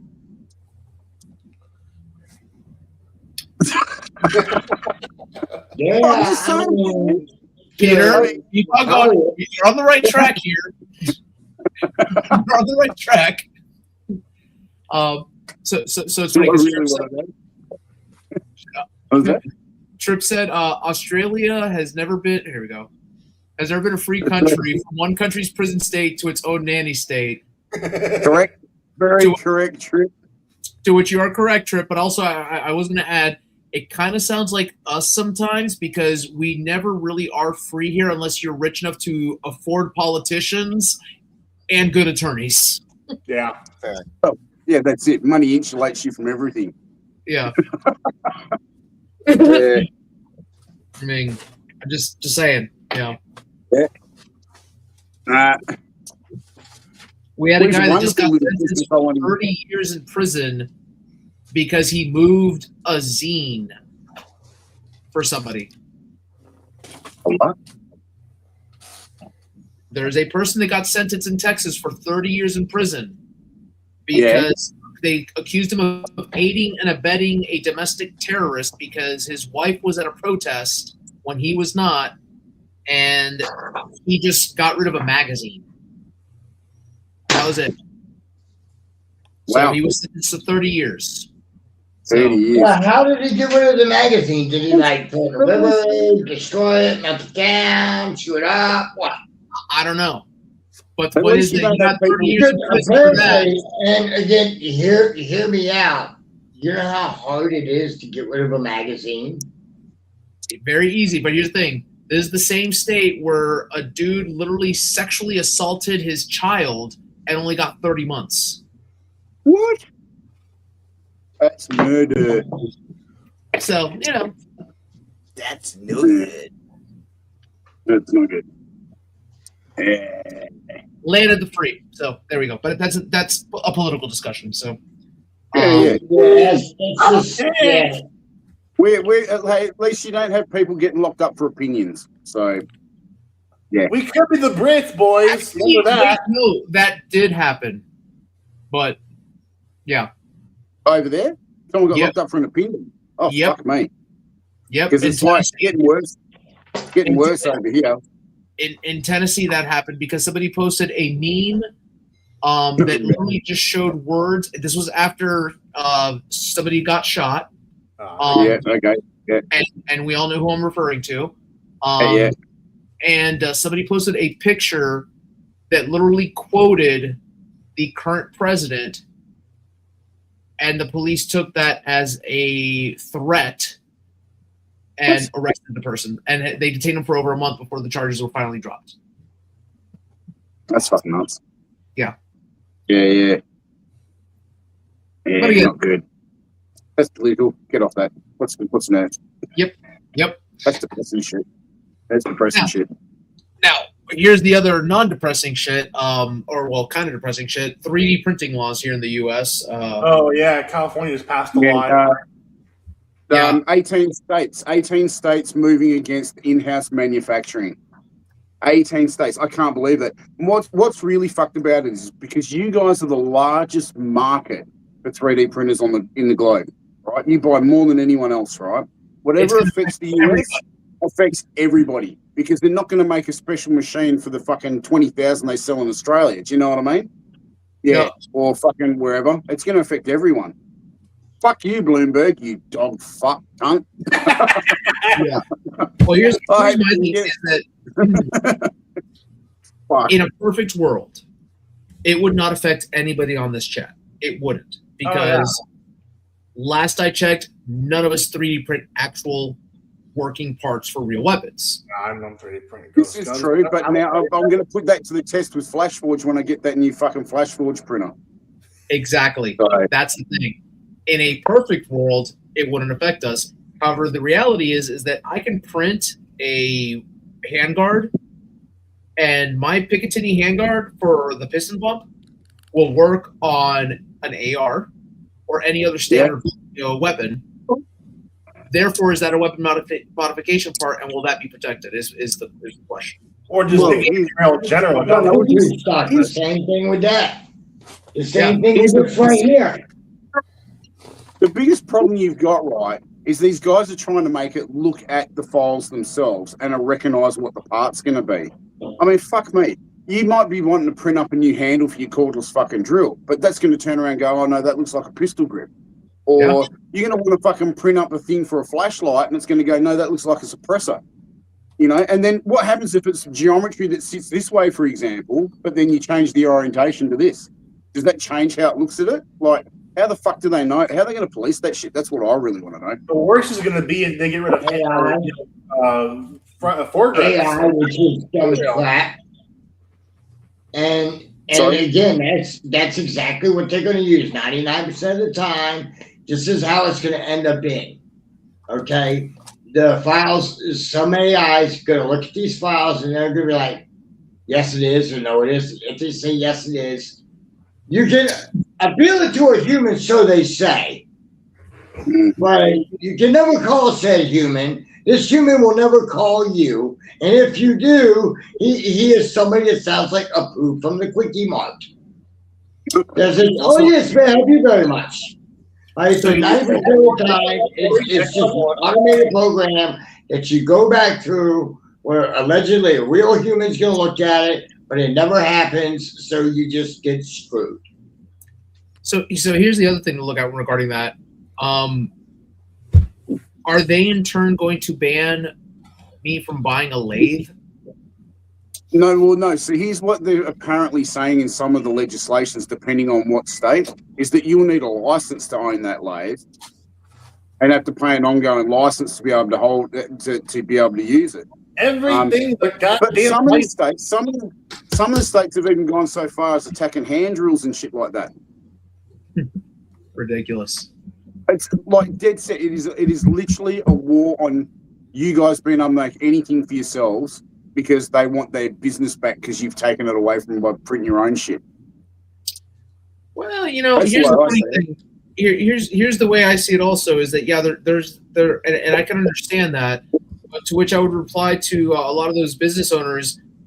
Maybe if you actually treated the employees that had the skills to build the shit that you sell normally properly, they wouldn't have left you, and they would have made DIY videos to teach the rest of us how we can tell you to fuck off and do it ourselves. Pardon my language, guys. Again, I'm sorry, but You're not wrong. I mean, No, but it's true though. I mean, the workforce has lost a lot of high skilled labor. Yep. And it's just because I know what you mean. Now doesn't help. Nothing does, right? I hate if you think about it, I saw where basically nowhere in the United States you can live on minimum wage. Nowhere. AJ, it's not that they're saying that people want this. Right, they're just saying it because they're getting paid to by lobbyists. That's the problem. Yep. But that's exactly how it is. Nobody can live on minimum wage. Even in the cheapest state out there, which was like Virginia or something like that, it was either Virginia or West Virginia, you would have had to be making at their minimum wage, which is federal minimum wage, though, by the way, keep that in mind, you would have had to have worked 160 hours a week. Yeah. What is the minimum wage over there? Just out of curiosity. Federally, $7.25. That's what the federal government says. Yep. However, most state governments, like my state, right, our minimum wage here is like $15 an hour. I believe that's ours too in Arizona. Right. Yeah. It just depends on what each state wants to set, right? But still, in order to live comfortably, they say in West Virginia, just for example, from what the study said, it said you would need to make about $21 an hour, which is still a far cry from $7.50 an hour. That's about the same for Ohio, I feel like, right, Norm? So Ohio, to live comfortably, in some parts of Ohio, you can survive on like 15 or 16. Oh, wow, okay. But not anywhere you want to live. Right. Yeah. Right. Over here, you need about $25 an hour. Good God. Here, just to give you an idea, here I make equivalent about 24 to 25. And I can't do it. I wouldn't be able to rent like my house by myself. Right. No, exactly. Right. Where I'm looking to rent, I might get the rent's where I'm at. The rent's where I'm at, and keep this in mind. I own my house. Same. You know what I'm saying? But the rents in like downtown Grand Rapids for a 1-bedroom studio is like $1,200 a month. That's a 1-bedroom studio apartment. Okay. Where I'm looking in Columbus. So for a 2-bedroom apartment, or even for a straight up 1-bedroom apartment, you're looking at $2,000 a month rent. That's ridiculous. Yeah, well, the average, say 3-bedroom, 1-bathroom house here now is about $700 to $800 a week.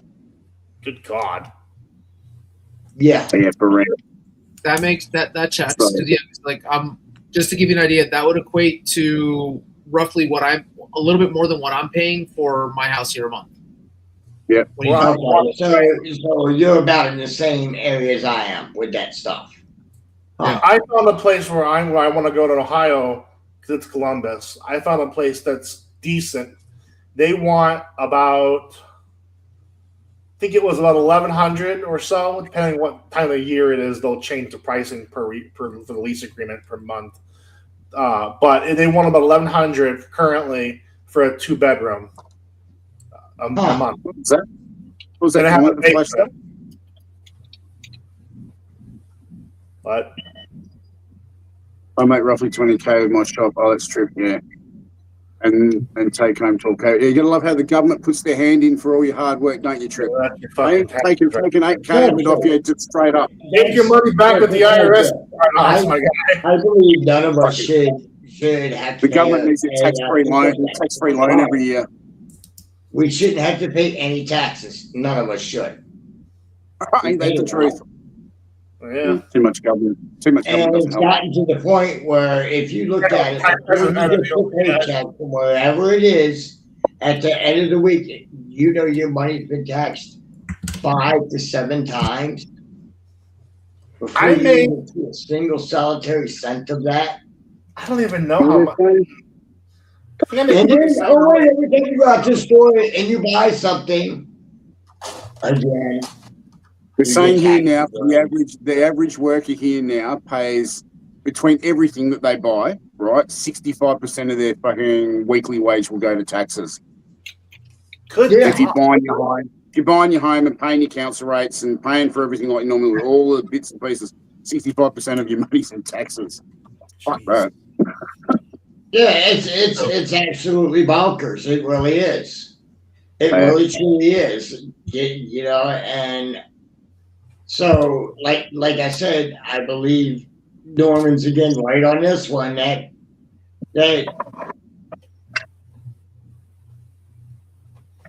people in the hobby are just starting out, most of them, right? So they're gonna be in college, or they're not gonna make a ton of money right off That's the more of a gate. thing for me because I would buy, and I'd sell a lot of blasters that were. Yeah.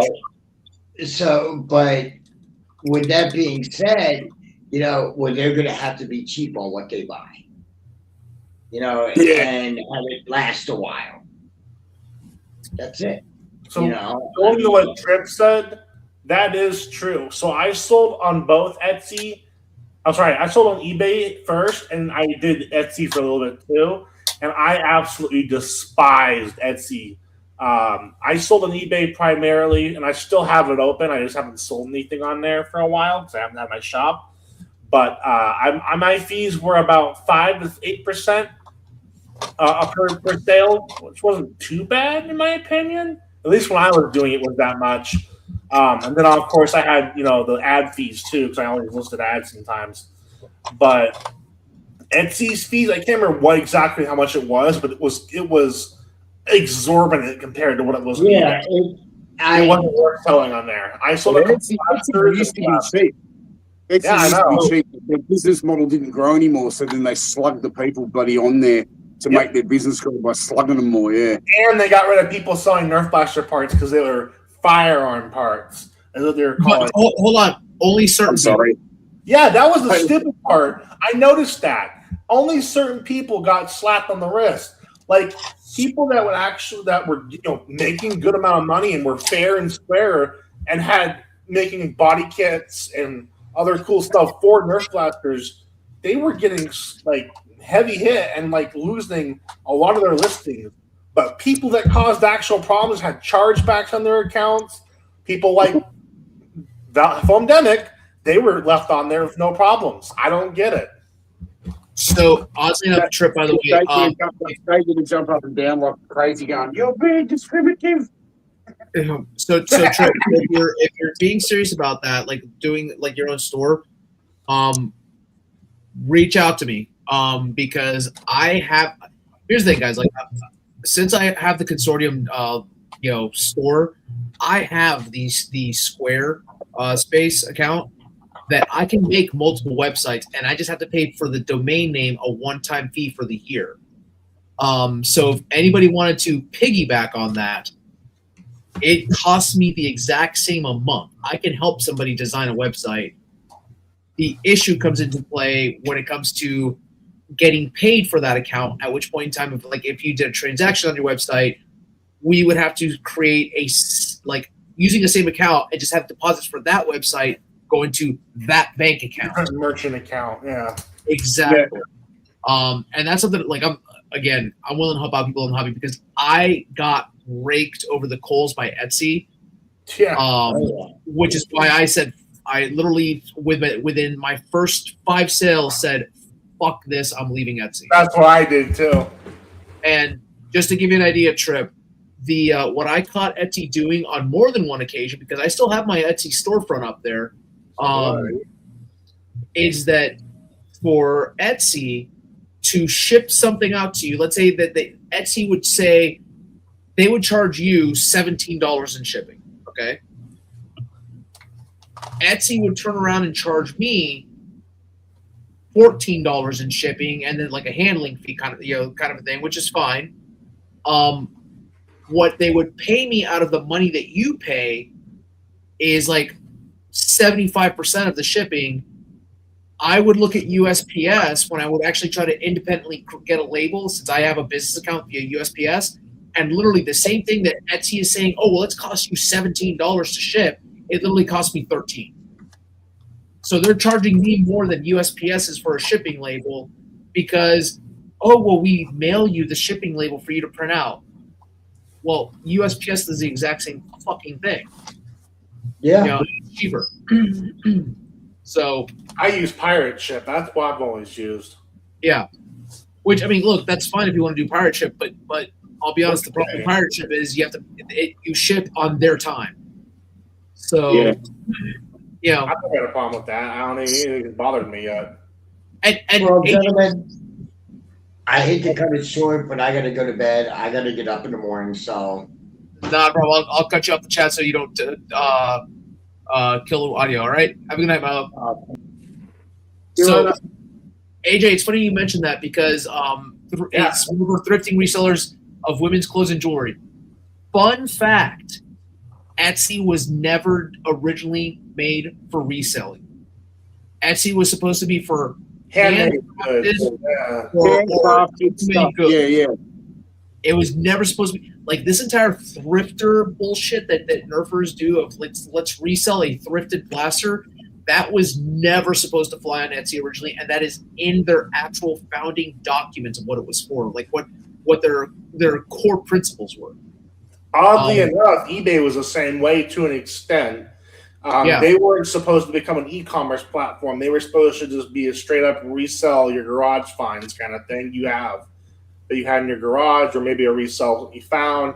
That's what it was supposed to be, not a, hey, we're gonna have every single Chinese seller and their dog on here and sell. That's how it came out. Now, mind you, eBay, I'll be honest with you, the way that they've done it, it's fine. I'll be honest with you. It's like eBay has been pretty honest. And, I mean, obviously they charge you a listing fee. Yeah. But they're upfront about it. As opposed to actual fees that you get from like a sale isn't that bad. At least it wasn't when I was doing it. Yeah. My coworker at my job said it's gotten a little higher since I've been in, but he also sells parts for music instruments, like guitar stuff. So I mean, it could be different because each category is a different fee structure. So. Yep. And so Trip was pointing out, AKBM did get kicked off of booted off of Etsy. I wonder where they went. Who else got booted off of Etsy? Lidl Dynamics. Lidl got booted off of Etsy. Yes. Yes, they didn't boot them. They have the most stuff on there. I never understood that move. I even reported them for stuff, and they didn't get booted.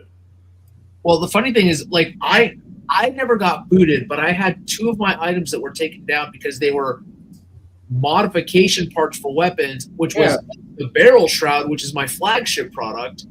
And then what was it? It was an STL file. It was the file for the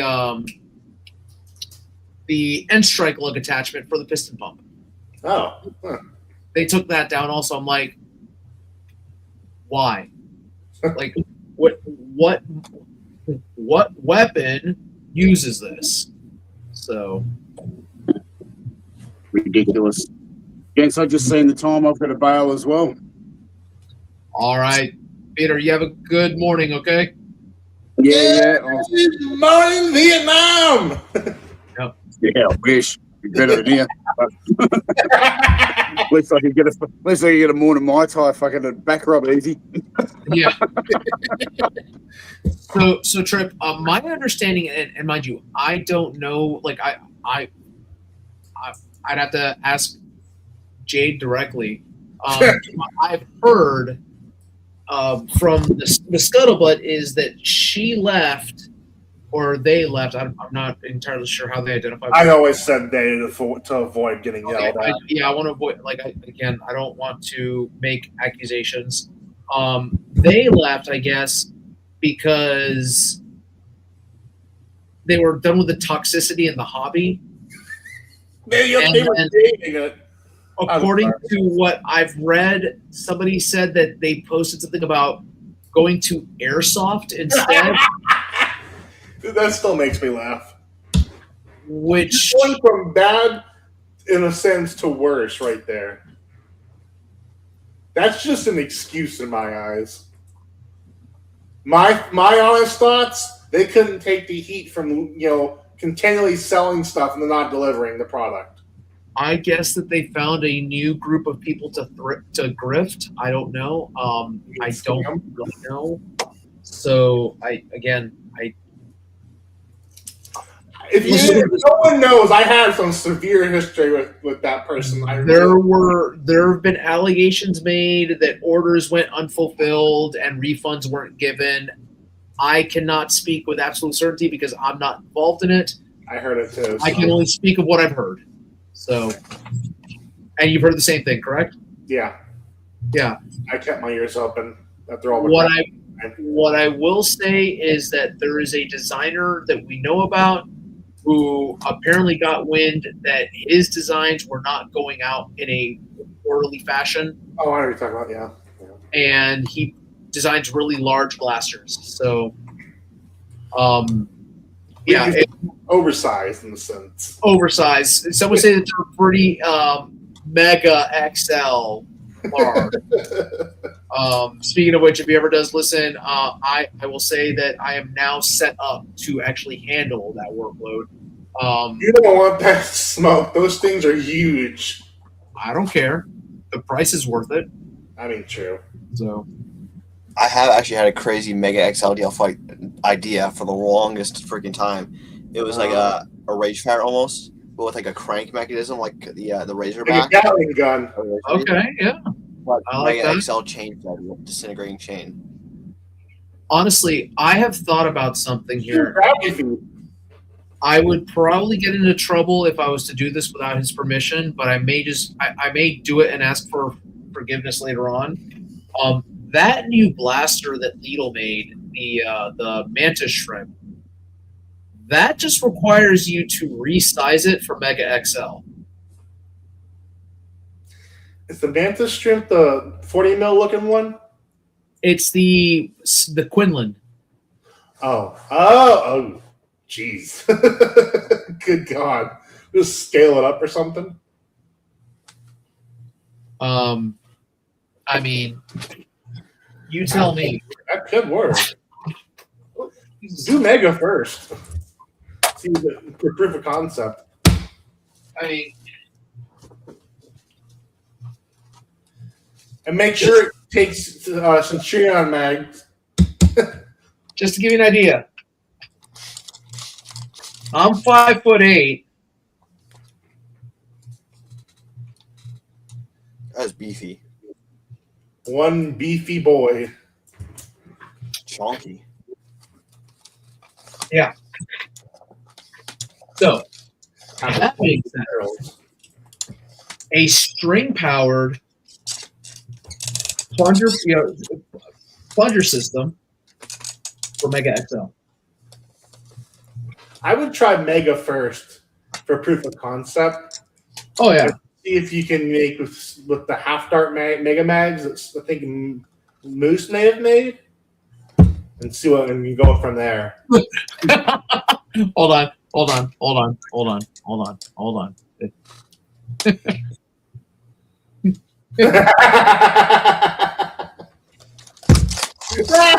It's funny because it's true. Trip, I would not be surprised. I mean, they already have the $700 mill Quinlan, so do the math with that. Well, here's the thing: is that so I don't know if they would though, and let me explain why. the Greg and the Mammoth Greg and whatnot.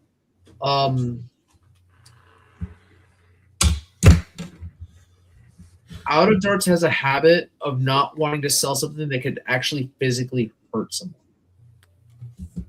It's also probably why they detune shit. Yeah. The Greg blasters, those are all blasters of literally mass destruction.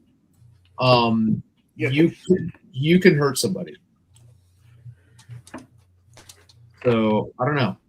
See, my thought process is you put a warning on your listing for your page for the blaster you want to spy, for the customer wants to buy, or a disclaimer and warning saying by purchasing this blaster, you relinquish all liability from the storefront Manufacturer and the builder. Yeah, and but you also do that and put a slip in the box too. It says that. Yes, but here's the thing, though, is that no matter how many warnings you put on something like that, we live in a very litigious society. No kidding. And those warnings don't mean how can I say this? Well, I would do it. Or maybe do it where you say, "I certify." They're ignored. Doing it.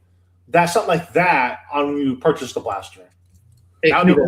Exactly, but again, the fact that you made it readily available, even in spite of that, it kind of falls into that weird category of and I hate to go to this extreme, but think of like a negligent manslaughter charge.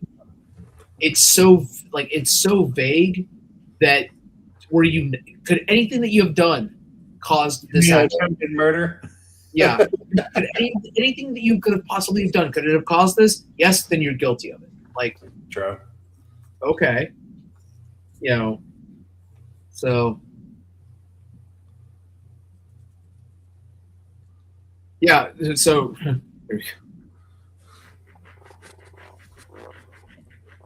he helped Evan make the Greg as powerful as it is. Even Moose tunes them down and gives a disclaimer to not shoot at people. Absolutely.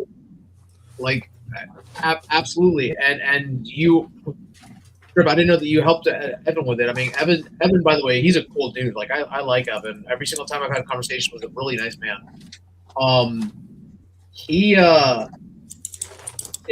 Again, that blaster is strictly a science project as far as I'm concerned. Like, I would never, ever think about taking that to an actual game. Because I'm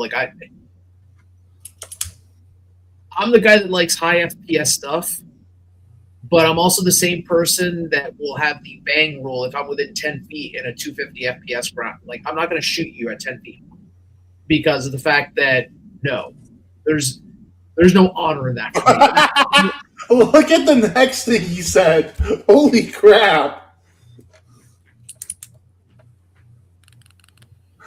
Wow. Yeah, I believe it. That if you hit somebody in the chest with that, you would literally the impact could stop their heart. Absolutely. Absolutely. I've seen it. Here I am used to run my Spitfire Productions I forgot the name already. The Ranger.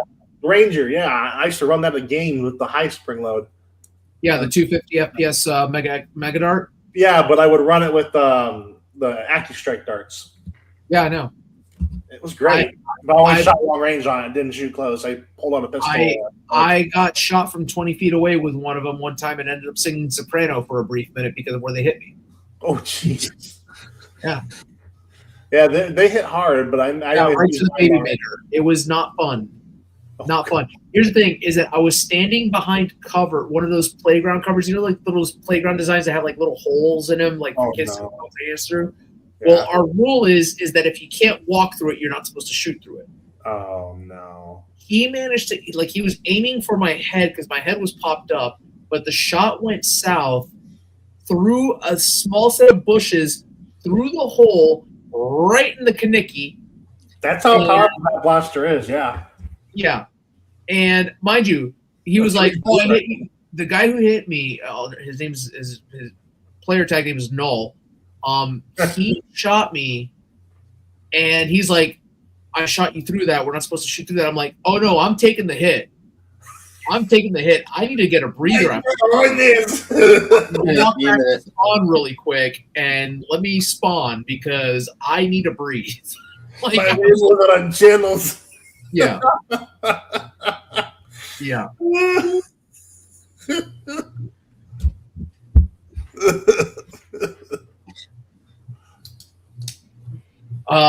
And yeah, so here we go. Temple and floating rib. Yeah, you shoot. You put a hard enough impact in somebody's temple, somebody's floating rib, or even right here in the sternum, and you do enough of an impact on there. Yes, you can unalive somebody. Absolutely. And just to give you guys an idea, like the reason I know about the temple thing, there was a kid in my high school. It was the year after I graduated. A girl who I grew up with, her brother showed up at the school because her now ex-boyfriend had done something to her, like really bad. And he showed up and just one punch, the guy went down and was like literally unalived. Dang. One shot to the temple. Like Jesus Christ. World Star! This is pre-World Star. Yeah, I mean, this was one of those things where like there were charges that were pressed. He went to trial. He actually beat the charges. But yeah, it was one of those things where yes, what he did was technically a crime, but at the same time they realized that it was 90s were different. It was it was the fuck around of times. It was the find out of times too, kind of a thing that happened. So justice was served in its own way. Yep. Yeah, love that. How Yep. it should be. And yes, Null does. Yes. So Trip, if you ever talk to Null, you can ask him about the time that he shot Norm in the dick with his Ranger. When he he'll tell you about that one. I need to get another Ranger. It's on my wish list. I just don't want to wait for like 5 months for it to be printed and shit. What is the Ranger? Oh, The Ranger. Okay, I got it. It is a bolt action Centurion mag geometry mega sniper rifle. And it looks just like a hunting rifle. Well, to an extent. With pigtail up top and the bottom. And Didn't Long do that? I swear he did. I think he did, and he's got one that's a single shot Mega XL as well. I think he's got. That's why I'm going to be remembering. Yeah. Yeah, but the regular Ranger, chef's kiss, amazing. The only thing that were worrying me about it was the bolt handle breaking, but it never did. Yeah, the only issue with the Ranger, and again, I understand he's busy. It takes a while for it to be built. Yeah, and this mine is not 3 months to get. I am not insulting Spitfire at all. His production time, because of the fact that he gets really busy with his personal life, takes a while. Actually, mine took about a month and a half to get the first time, and I've heard his backlog's up to like 4 months now.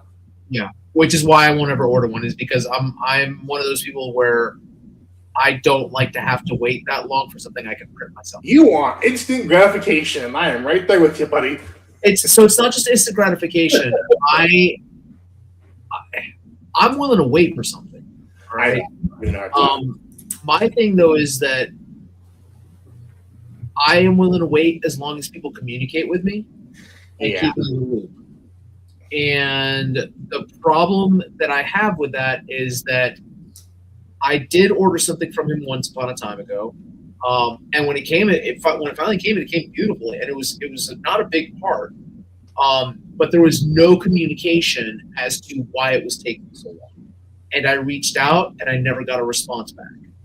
So when it eventually showed up, it's like, okay, here it is. It's gorgeous, but I ordered this handle from you almost 2.5 months ago, and it was the part for the Saturn. It was the pump. Oh, yeah. Which, at the time, I didn't have a 3D printer, and it's like, okay, got that in the stock too. That's really nice. The stock I did myself. Ah, So he has a stock, I'm but sorry. a similar file is available on Printables or Thingiverse, and I just did it myself and painted it in like a mahogany with gray, and it looks like phenomenal person. But I think you can get wood filament nowadays. You can do that too, and then stain it. That's an option. man, That makes me want to get a. That's why I wish someone would do this too. what? Because I have a true story, a little story time, real quick. My ex's brother made and he did it with actual wood. He did it with a lathe. He made a rudimentary but working stock for a Strife that was the VSS Ventura's like normal stock, and it had a great, amazing feel to it. Had actual foam around certain parts, but was solid wood. I want that Stripe so bad to upfit and then turn it into a VSS Ventura's, but I wish someone would make a stock like that in printables at Thingiverse for the Strife, and so you can print it out in 3D printed wood. That'd be amazing. What? Let me see. What are you looking for? What's the name? Russian firearm. It's a VSS Venturez or Venturez. It's VINTOREZ. Let me see. It's a Russian like sniper rifle ish. It's semi-automatic. Fires a special cartridge. It's completely integrally suppressed. Oh no, that's the Browns. Okay, so let me. There's also the AS Val, but that's another interesting one. They have a stock for that. They use that stock for that on the Centaurus for that gun as well, or you use a folding stock on that one. Real steel. I'm trying to look at because there's a whole bunch of different butt stocks come up for. It should be. Let me see if I can find it. I'll send it to you. Yeah, please do, because here's the thing: if I can find a file, so I do print in wood film, and the trick to a proper thing, VSS, okay, V as in victory. Thank you. Yeah. Here, you can put this on the screen if you want. Let me see here. This will probably get us. Oh, that's not it. Hold on, not that one. Move from studio. Is it the one that's like hollowed out in the middle? Kinda. Like, it almost looks like a Dragunov stock. Yeah, that's kind of what it is. But it's a lot more modern, and it has QD points on it. Quick attach. So, towards that, yeah. All right. Where did this get sent to? That reminds me, I keep needing to finish that Nexus Pro X stock cap thing that I was working on. Oh, it did get sent. Why is it not popping up? printing. Oh, that's why it's not popping up. Let me see here.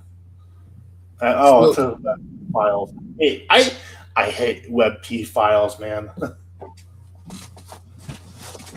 Let me take a look here. Universe. I don't think they're on I've looked everywhere, and I just can't find it. At least I was looking a long time ago. What about printables? They look good. Don't get me wrong. The guns look good. Well, here's the thing: is because if I can find a file for that, I can modify it to work with a Strife or do something similar to it.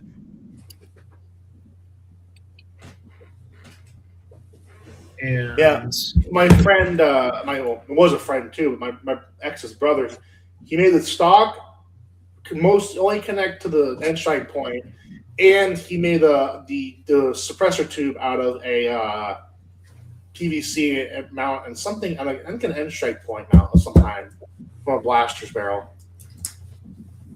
So. All I would need is the geometry for the actual, because there's an STL file for the blaster. If there can be I'm frozen on screen. That's funny. I So know. That looks funny. I look like the guy from Ancient Aliens there. But if I can get the file for like the actual the gun itself, copy the buttstock version, and then re-manipulate the geometry so that it fits onto an N-Strike buttstock, I could possibly do it. Man, that'd be a fun build though. I like to see a wood stock. That's the other thing. I would love, in general, to see wood stocks made for N-Strike attachment points. Well, that's the thing. I just print it out in wood PLA. Or we can actually lathe things. That'd be cool too. But it'd be a lot more work. Yeah, but it'd be easier just to print it though. True. Yeah. Yeah, for mass still production. What? It'd still look good if it was lathed, but I get it. Well, here's the thing though, is that so John, with 3D printing, when you 3D print with wood filament, the trick is that you 3D print, you sand the print down to get the grit, and then you stain it. Yeah. And then it just comes out looking like wood, like straight up. And when you feel it, it has a wood texture to it. That's weird. Oh God, Trip. Yes, that's right. You'd love wood. Everyone loves wood. Ask your mother. Oh my God. Hey, it's still PG. Oh, Jesus Christ. Now it's radar. Oh man. The rounds are going to be made in the Nerf groups about this live stream. Oh my God. It's the unhinged live stream. It's the unhinged Nerf after dark live stream. Weekly mod stream. Or weekly unhinged modder stream. Yeah, mod that stream. or the Big Blaster Consortium's unhinged Nerf mods. Oh my God. That'd be amazing. It's already good enough as it is. The BBC. Oh Exactly. There we go. BBC Nerf unhinged. Oh my gosh. Mega BBC Productions. Oh. Hold on.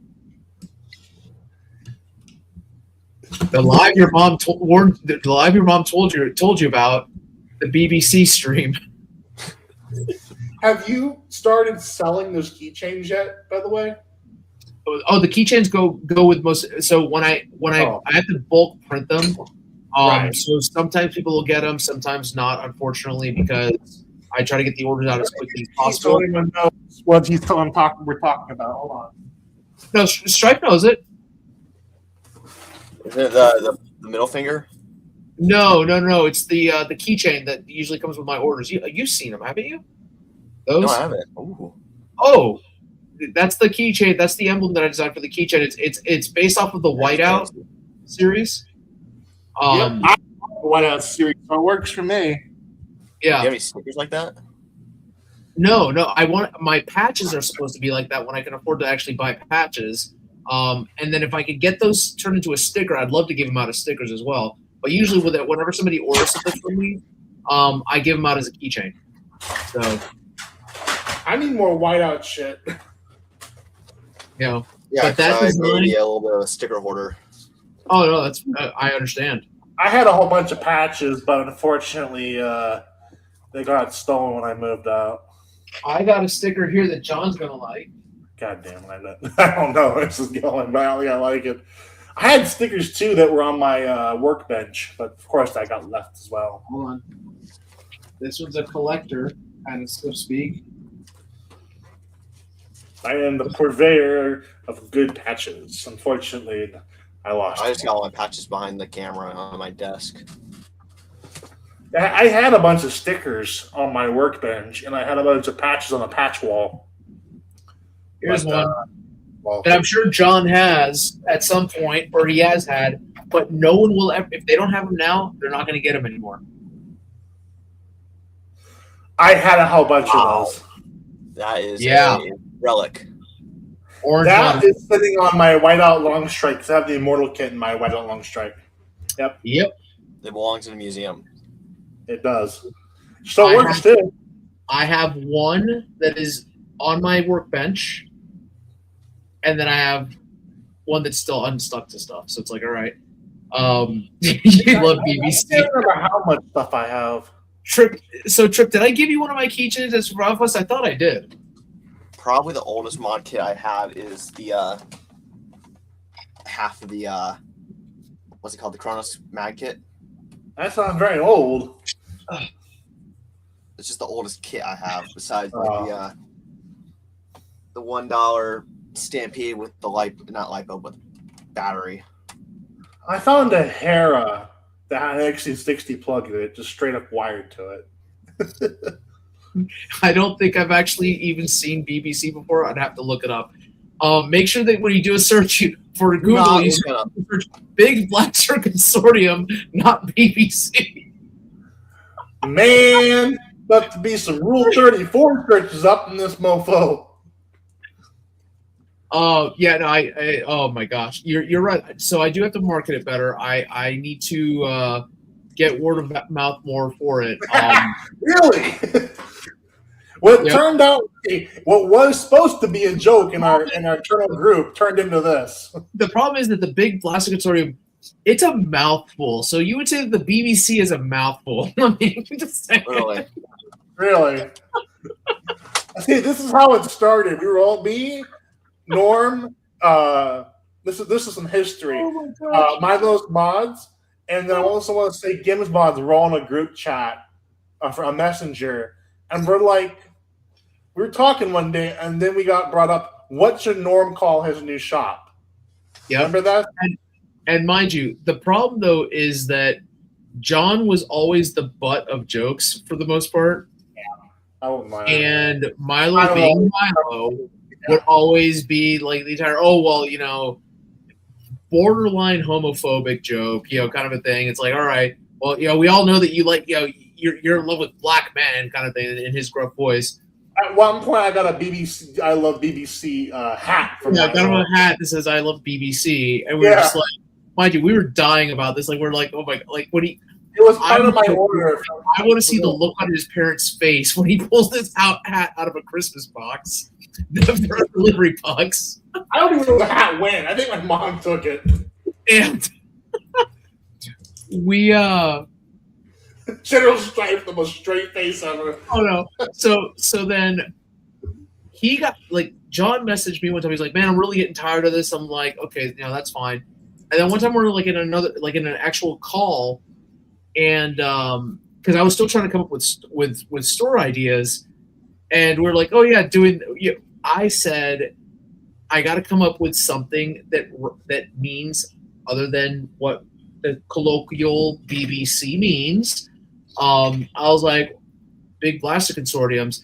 And then John got stressed out when he was like, I am tired of all these jokes, blah, blah. And I'm like, John, what do you have a problem with big blasters? And just straight face like that. And he was like, I think your response was, haha, fuck you. I'm like, oh, that's going to be the name of the store just for that one right now. And hey, it works. Now you have sales. It works. It works. And here's the thing: it's like I am a minority. Like I have black history, black lineage. So it's like, all right. I was talking to some of my friends. I'm like, hey, would this be offensive? And they're like, dude, no, man, you got to pass to use that at any. That's fucking hilarious. I'm like, all right, let's do this. Then came the fun part when I actually had to open a bank account for it. Oh, you have an actual bank account, not tying it straight to your personal? So you have a business bank account, business checking. Oh no! Oh no! You do no!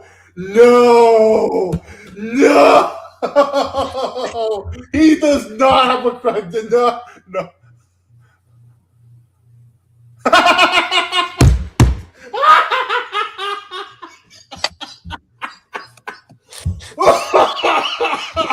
Oh my god, that's hilarious. So, quite literally, the PNC Bank, who's my business banker, their business banking department has a BBC department because they are business banking consultants.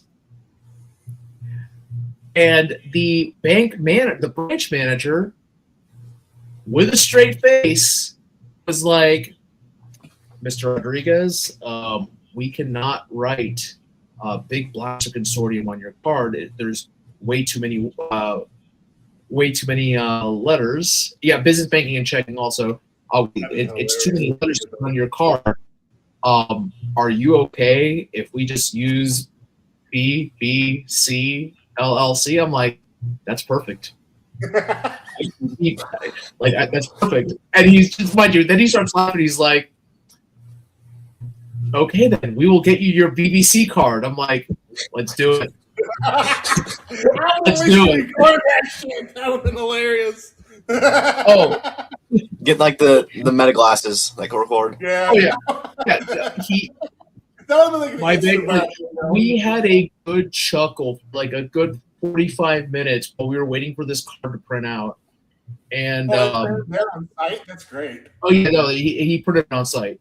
And when they got it, when the person who prints it out saw it, was like, "Is this a real name?" And I'm like, "Yeah, it's registered with the state of Ohio. Here's my tax ID number and everything." And yeah, literally, Big Blaster Consortium, DBA BBC LLC is registered in the state of Ohio, so it's an actual registered business entity. Funny.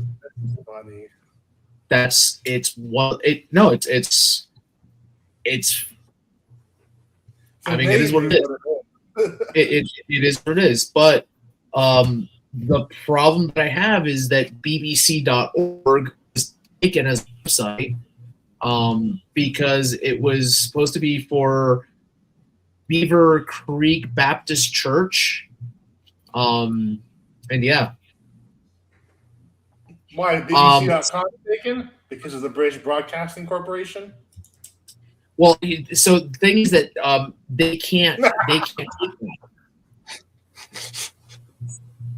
So I actually at Survival Fest, I wore a shirt that had a Mega XL guard that I designed that says "Size Does Matter" on it. I remember this.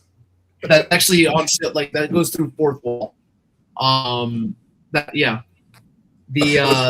is a store, a restaurant called Rax's Roast Beef in Circleville, Ohio. Oh, Rax, yeah.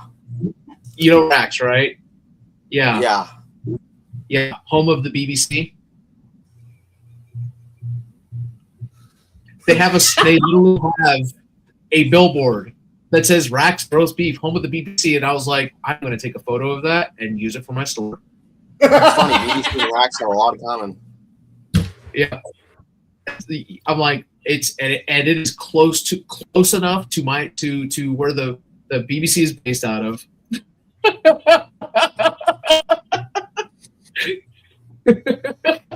So yes, so that being said, like, okay. What started out as a off-color joke became into something serious. At my expense, no less. Became something serious. So it's like, all right, we kind of. You're welcome, average citizen. It is what it is. It is what it is. Here's the thing. Every store name has a good story. Mine is not as fun and whimsical as Out of Darts' because Out of Darts' creation story is actually really funny. But it still has the humor involved in it. Y'all know that Out of Darts, how they got their name, right? No, actually. Okay, so one of the blogs that Lou Goodman wrote, him and one of the founders were at a Nerf competition, and for their first one, they showed up apparently. They had thought that they were going to be fine with the amount of darts that they had, and then they ended up scavenging on the field. So the joke was, "Oh, we're out of darts," and then that's where they got their name from for their store, was Out of Darts. So because they literally ran out of darts at their first event. So, like I said, what is it? The SOB meal, Sam's. Oh God, Sam's.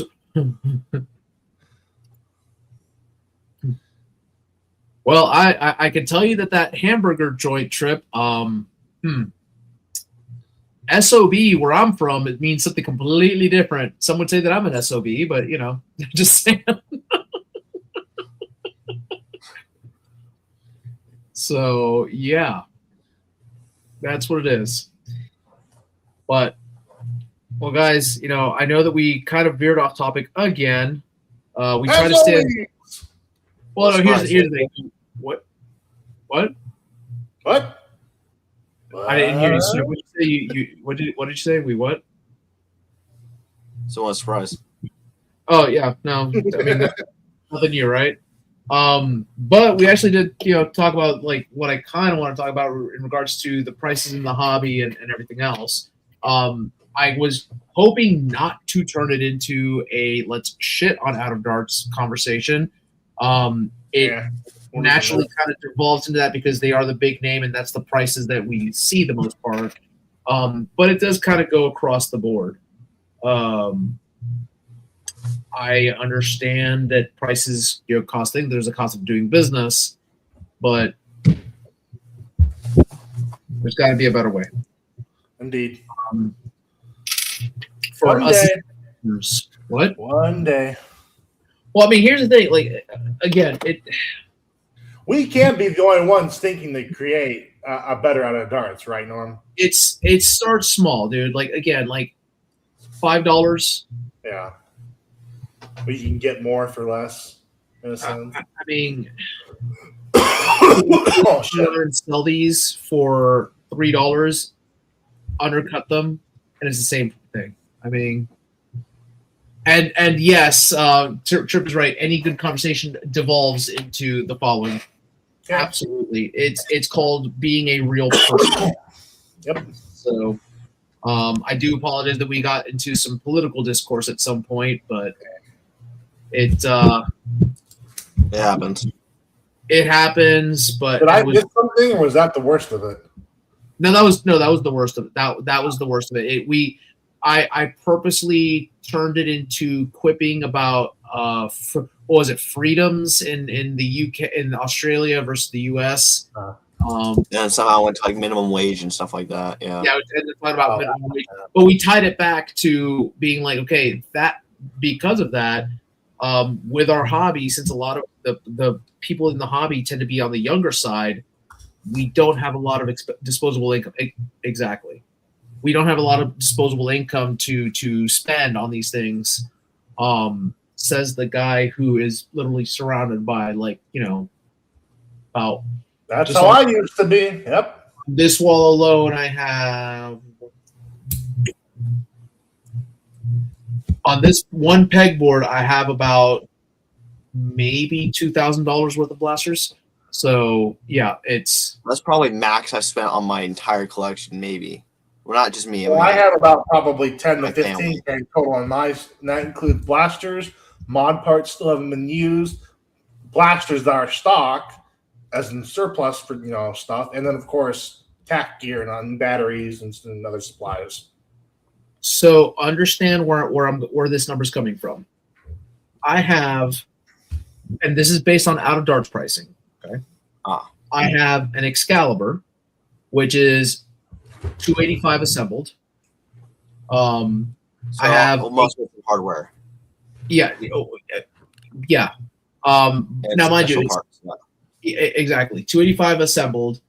I have a Quinlan, which has been modified with a 60 centimeter Kuriaka barrel. I have a C4 U-burn from that was a foam demic, not foam demic, frontline foam that I got off of eBay, which those usually retail assembled are anywhere between $150 to $200. I have a Harrier that has the Saber internals plus a Kuriaka barrel. Complete Saber internals? Yeah. Wow, nice. Yeah. I got, mind you, I didn't pay the price for it, but that in itself, that blaster is roughly about $350 with everything that's in it. I have an Indra that has been modified, and that's be about $150, on its own. I have the Alchemist, which is about $200 on its own. I have another C4 burn that's about $200. I have a fully modified Alpha and Omega kit long shot, classic long shot. Another fully modified classic and long shot with Alpha and Omega kit installed in it. I have the Worker Terminator, another Worker long shot kit. Then I have the Gavin Fuzzy, the Pump grip? no, the full blaster. What was it? The SBL. Oh, okay. I have a Talon Claw, the Piston Pump, your Prophecy, Very nice. the Sebulon Valkyrie, and I have a Drac long shot, Drac modded long shot. So yeah, This that's is on the wall next to it, my what's it called? My swordfish? your Swordfish is on another wall. Oh, that wall. Okay. That's on that wall. That's That what wall. it's with all the Striphoids. Ah, yes. Then Which is probably mini. yes. Then the other one that where I have my blasters, I have the Trions. I have the original Blue Ceta. I have the Slab, the original Mark 1 Pro. I have the Prime. I have another Valkyrie / the Fire Phoenix. Then I have my Baze is up there. All my Lethal Dynamic shit is on the next pegboard over. I said my Slab. And then I have all my Ravens and everything over there. That's just here. Like, the garage is where all my Dark Zone shit's at. So it's like, yeah. I have a All my storage unit blasters for are in the shit. crawl space so. over there. What was that? All my blasters are in the crawl space over there. Yeah. Most of my stuff's in storage. So I'll be honest with you, and it's funny because Trip says he has like $400 in stock hammer shots. that's a mood. I kind of wish that I could turn back the clock and stop myself from having bought half the shit that I bought. I know that sounds horrible in the hobby and sounds anathema to the hobby, but I look at people when they post up on Facebook where they're like, "Oh, I think I have a problem." I'm like, "No, all of it fits on a table. You don't have a problem yet." No. I have a full size storage unit, the biggest one that they have at this particular place, and an air conditioned multi level storage unit. And it's almost filled. I'm sitting at like 336 or something like that, and I don't even. I'm like I'd say maybe slowing down, but other people have like way more than me, so I can't even really talk. I'm probably sitting at 400 to 500 stock blasters in containers like the ones behind me. I would have to count. I stopped counting at 300. I'll be honest with you. I catalog it. I tried to catalog, and then I was just like, I was just like, yeah, I was like, fuck it, this is too much. Let's see, Nerf Ninja 81. I collect knives. Blasters are way more reasonable and can actually play with them all the time. Stabby time. So as somebody who used to collect medieval swords, you are absolutely correct. I the reason I tell my wife, because she asked me like, well, hey, why do I have all these? And I was like, because I can shoot my kid with them. I can't stab my child. See, but again, Trip, you have those hammer shots because I mean you turn around and you like use them for modding, and you actually don't you sell the hammer shots also? So that's what I do with my stock. I buy stripes, ravens, stuff like that, and also obviously the high-end powered blasters that are pro level blasters. Yeah, a lot of the stuff I have, I'll like offer as like a sell for people who are getting into the hobby that want to do like integrations. It's like, hey, can you find, like, do you have one of these? I'm like, sure, here. I'll sell you. I just keep stock of it so I can build them out and then turn them into profit as a kit with a complete kit. You could stab your child once. Yes, just once. Maybe.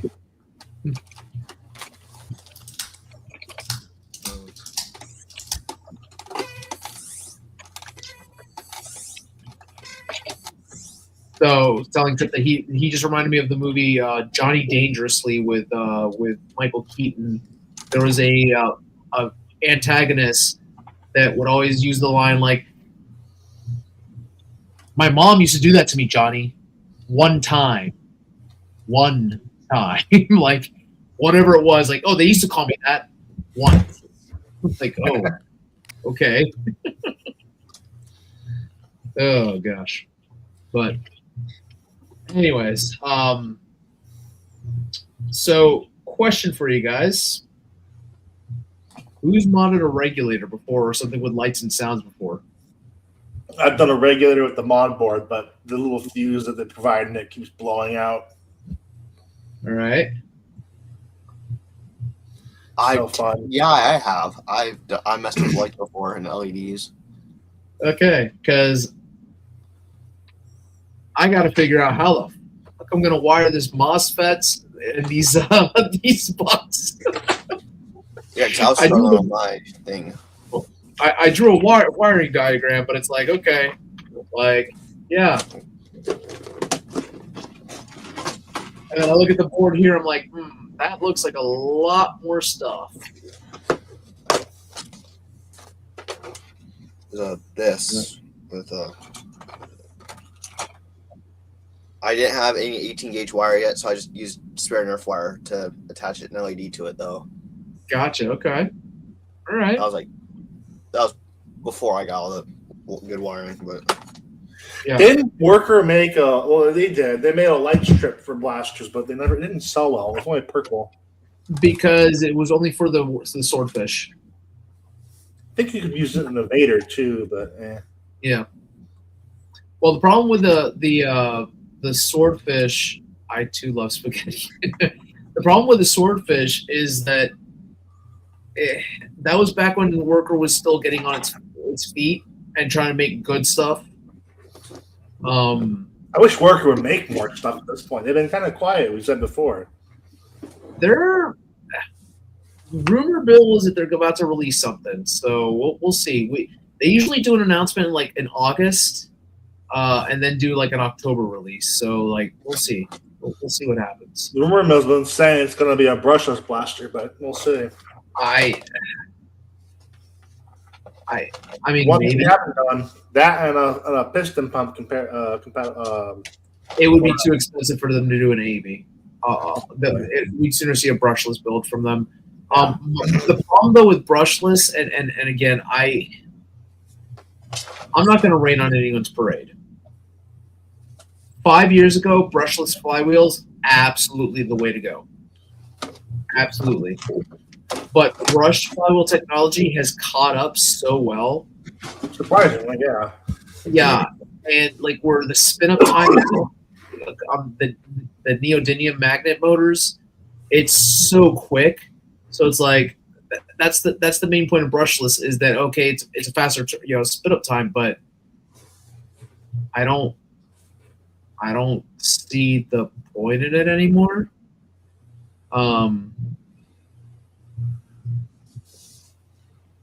And yeah, so to put it right, that was around the time that the body kits, the Strife body kits, yep. So they made their own shells, and you are correct. Same with the prophecy. Yeah, it'd be. You and I have had this conversation, Cillian. Do I like admitting that they stopped producing it, or they lowered the selection? No, I don't like admitting it because I love their body kits. They're great, and they sell well. Custom blasters. It's partial of it. As long as there are thrift stores, right? as long as Amazon still sells the modular stripe, which is still listed there last I checked, Yeah. there will always be a desire for a stripe body kit. There will always be a desire for a long shot modification kit. There will always be a desire for a hammer shot spring. Trip will not go out of business anytime soon. And the Raven, too. I mean, I just found one today, for example, an Elite Raven. And the They're a little Ravens. bit on the rare side, though. Yo, I'm sorry, what was that? Yeah, They're a that's little bit true. on the rare side. Yeah, I have 32 stripes on one hand. I now have 6 Ravens over the You- same amount of time.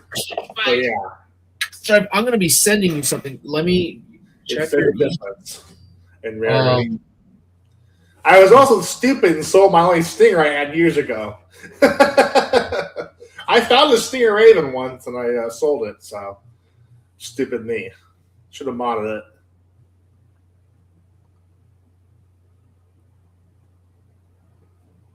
Oh well. okay, sorry. I was reading an email from somebody that I had written to through the business. Give me a second here. Oh, I got another order. You've got mail. I'm just okay. Welcome. You've got mail. You've got mail. Good old AOL. Okay. Why can't they just? I don't want to complain, but I am going to complain. Awesome. Let's hear it. Why can't people just put white and just leave it at that for a color? Like, what the is off-white? How do you define off-white?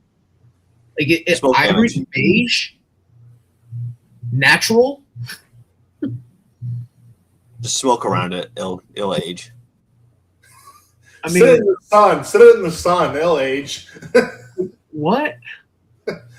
Get some sun bleach going. Smoke some camels. Line them up. God, like, I don't know what the Tobacco stain that bitch.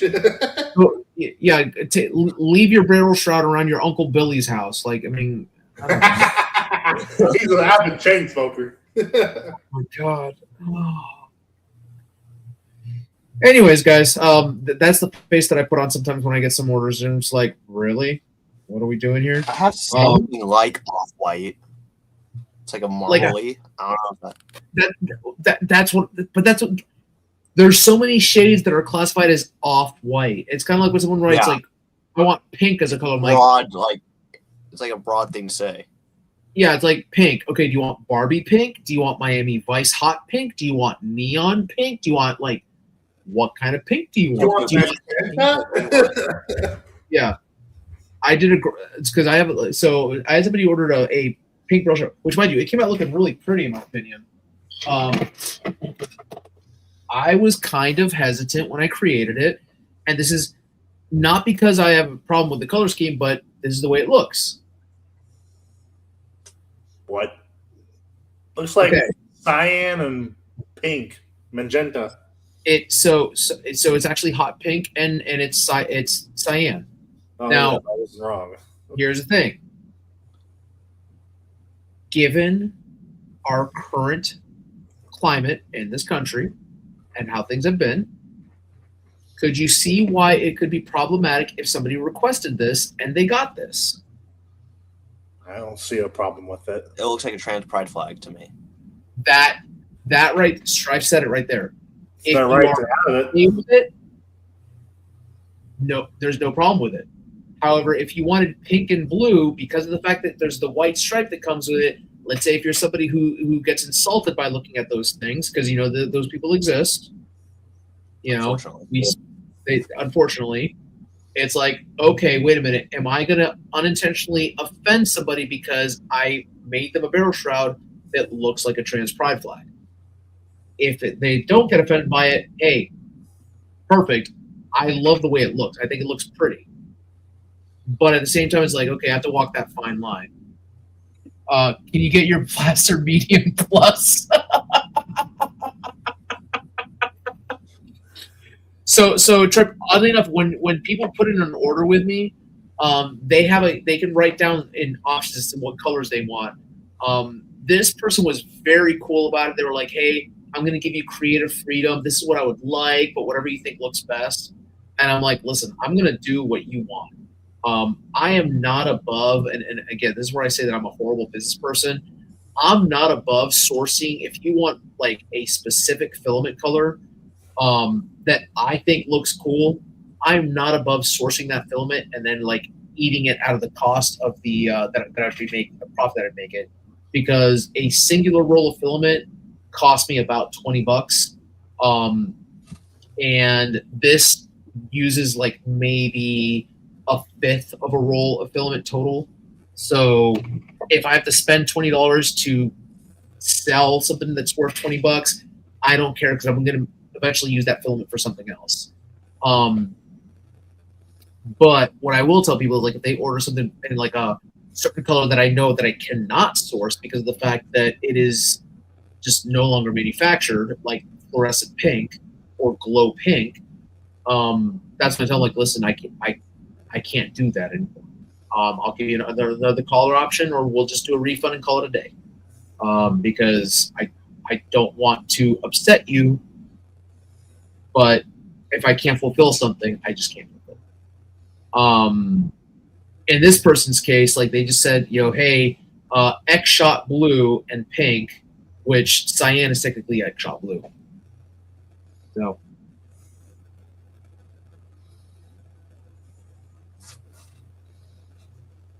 Yeah, you know what? That's a great way to look at it. So he said, I pre-built 2 blasters in trans flag colors and didn't get any hate, but also LMAO, you'd only be giving me more views and orders by hating on me for that. Go ahead and drum up orders for me, and that is correct. You are absolutely correct. That's personally my attitude, is that I'm going to do whatever you want. I just want to make sure that you're happy with whatever you get.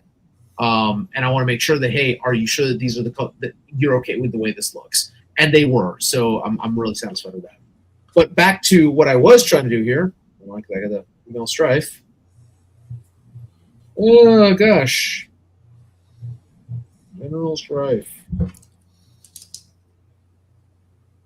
General strife. General strife is what we deal with every day and every team. General Kenobi. Hello there. Oh God! I swear to God, if he, whenever he logs in here, if he starts going hello there, whenever he goes on the live stream anymore, I'm going to kill you, John. All right, so Strife, I just sent you an image. I just emailed you something. That is my next print project. Oh, is that the one you sent me too? Yep. Is that an afterburner in it? No, that's just a body kit. Good God, that's coming out from Barrel Drag. Ooh, that is pretty. Yeah. Did someone say railgun? If I can get MOSFET into some LEDs so that blue actually glows, chef's kiss. Yes. Yeah. It's weird. I've been wanting something like that recently too. Just thinking about integrating. I just like rings of body kits in general. It kind of reminds me of like something you'd see in the movie Tron. Yeah. I get that. So, but yeah, that's gonna be my next thing after I'm done with this fucking monstrosity. What were you building anyway? What, today? this? Yeah. Well, I didn't even get started. Like, I have to draw the diagram. That is the Alien M41 pulse rifle. Oh, I was wondering what it was. I thought it was the IR blaster from No. No, this is the M41 blaster, the one that has like the ammo counter and everything. That I'm trying to have a trip. Oh my God! He wishes that he had more arms so that he could carry more McDonald's merch. Yep. I'm trying to keep the ammo counter and the sounds active, like, to work. I'll be honest with you. Given that it's going to be using fangs, which are pretty loud, I don't think it's going to matter if it makes the firing noises. So I might like. But free ammo counter. What? Free ammo counter. Well, here's the thing: is that it's an ammo counter, but it only counts to 10. Counts down from 10. What? Well, it's a 10-round magazine that comes with the blaster. That's some bullshit. So I've been told that you can modify it and program it to count down from like 50 or from 25. That is way beyond my wheelhouse. Like that is like way beyond my skill. I don't know how that would work. I don't think you can fit like 18s in there, can you? You can fit 18s in it. Yeah. They stick mags. See, I remember when ammo counter first came out in the hobby. We had, I think it was Nathaniel Deal. Was that his name? I forget his name. I think that might have been it. He, African American guy, really nice. He made the ammo counter, the original one. At first, it was a end strike barrel lug with a Picatinny rail mount. Then he made an internal kit that went into the Cam ECS 12 where the screen was for the camera. Yeah. I had one of those, or still do. Having some issues with it, but so I wanted to rebuild it. Is right here. I see. It plugs into this board, which these are wired directly into the battery pack. Is there a microchip on there? Looks like there is. There is a chip, yes, but this goes directly to the battery. Yeah, I don't see you're going to program that unless it's a USB port. So I'm thinking.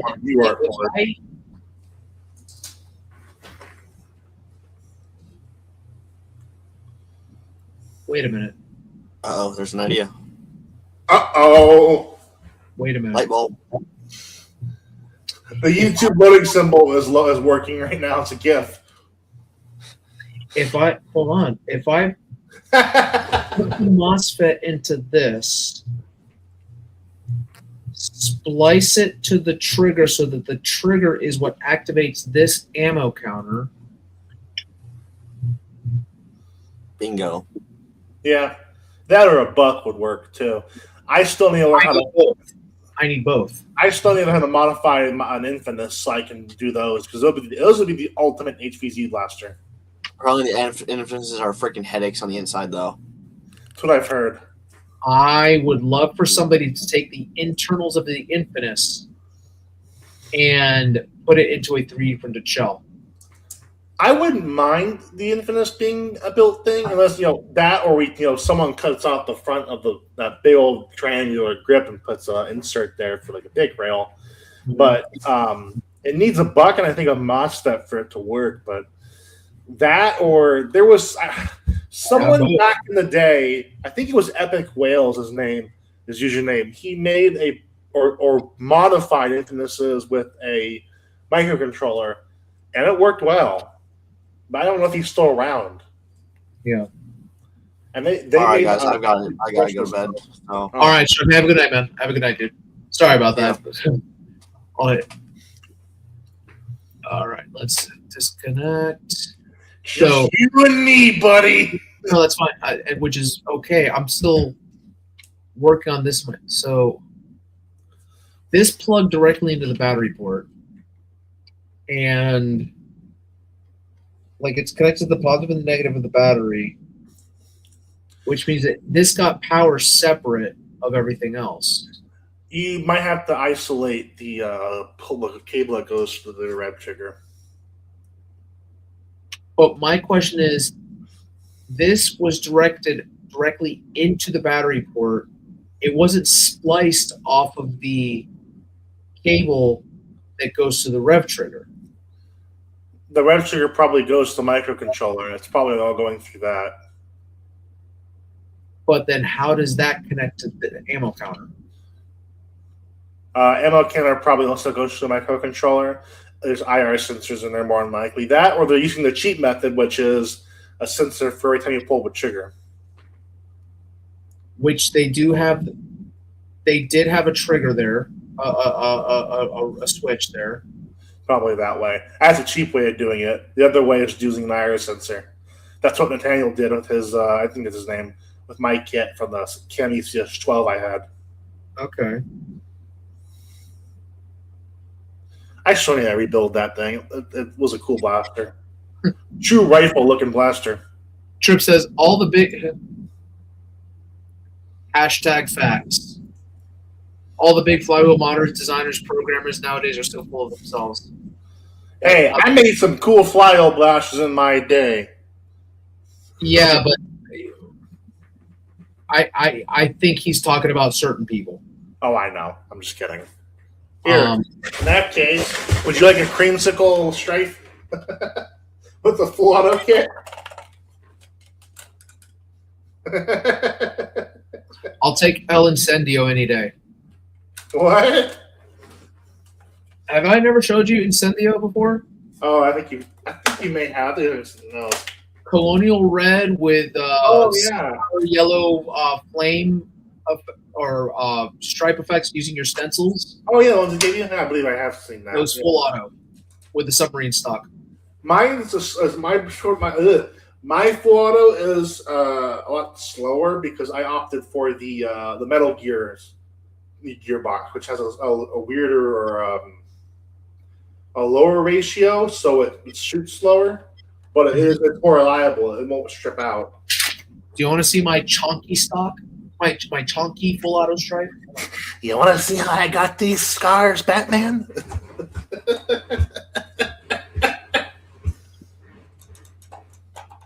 Hold on. I have more flywheel blasters. They're just in the they're at the storage unit, unfortunately. I got a lot of them. Flywheelers are my favorite for HCZ, especially my classic build for flywheelers was a 2 or 3 switch rapid strike. A low pusher rate.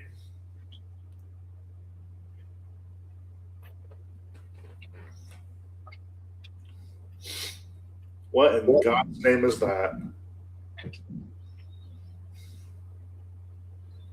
The Meeker. Mark 15.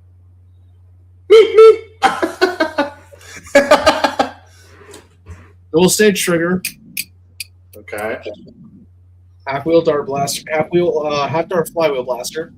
Is it mag and grip? Mag and grip. Yeah. So it is chunky. It looks like a bolter. It has glow in the dark orange on muzzle, glow in the dark orange sight. So it's like, all right. I got some. Hold on. I got it from Gibbs Mod. It's literally a strife. The cage is a strife. Really? Yes. That's serious. 1 sec. Hold on. Let me get what I bought from Gibbs.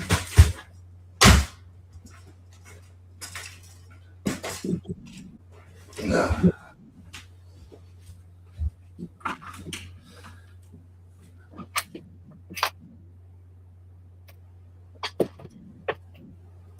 And Trip, honestly, I wouldn't say call you full of yourself. I would say you're very knowledgeable and you're confident, but you're not full of yourself. I would say you're very approachable. As weird as I know that's going to sound like me fluffing you up. It's not. You're a very approachable person. The ones that are full of themselves are the people who literally act like, who the hell are you and why are you talking to? I have seen some of those in the hobby. And those are the ones that I'm just like, okay, well, who am I? Somebody who takes some of the shit that you make and makes it better. You know?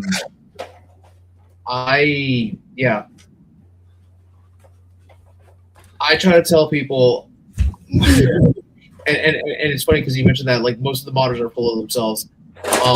I would consider myself to be in part one of those people sometimes, but I'm also the first person to admit that I'm fucking faking it half the time and winging it the other half. Oh, the Halo blaster, yeah. I like Halo, so I had to buy them. I think it's the M6. No, this is the M6. Who is it? I forget. I don't know. It's the Magnum. That's all I know. The Halo Combat Evolved Magnum. It's I fucking hate Halo. Unpopular opinion. Yeah, I guess so. It sucks and was overrated. I liked it. Yeah. Here, have a hold on. Have an AK-47. Nice. Mind you, I say I didn't like Halo, while right next to me is the Needler, and up on my wall is the Master. That was the M40. M40A or something. M40C. Yeah. I have 3 of those. One that's painted and it is HVZ safe. One that is super stock speeds, and one that's not modern. When I tell people that, usually what I get is, "Do you know how much those were worth?" I'm like, $20 because that's what I paid for each of them. I keep finding mine at Goodwill. I think I have like 2 or 3 M48 MCs right now.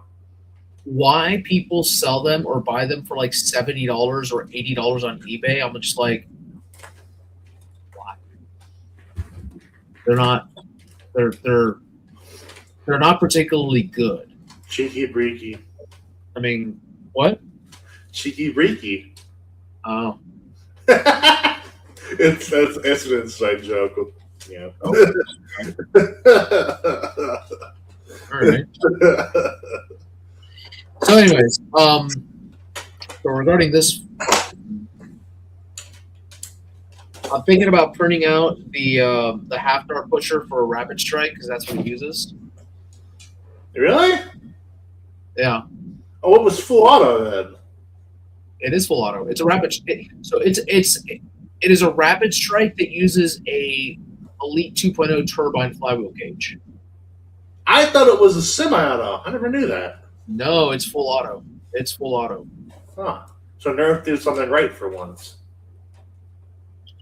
I'll be honest with you. Outside of the price point for this blaster, the only issue that Nerf did with this one, which I would change, is that they solvent welded part of it. And the part that they solvent welded, you have to you need to get it off in order to open it, and that's the orange cap. So it's like, all right. I do what told Trip same, because I give my information out that I know. I don't gatekeep like some people, especially the HPA community. That's always been a complaint. The HPA part of this hobby loves to gatekeep. Oh my gosh. They've gotten a little better recently, but they've always been a gatekeeping group. I hate gatekeepers. I hate people who, and I'm going to say this, I hate people who are one-way purveyors of information. Not a gatekeeper.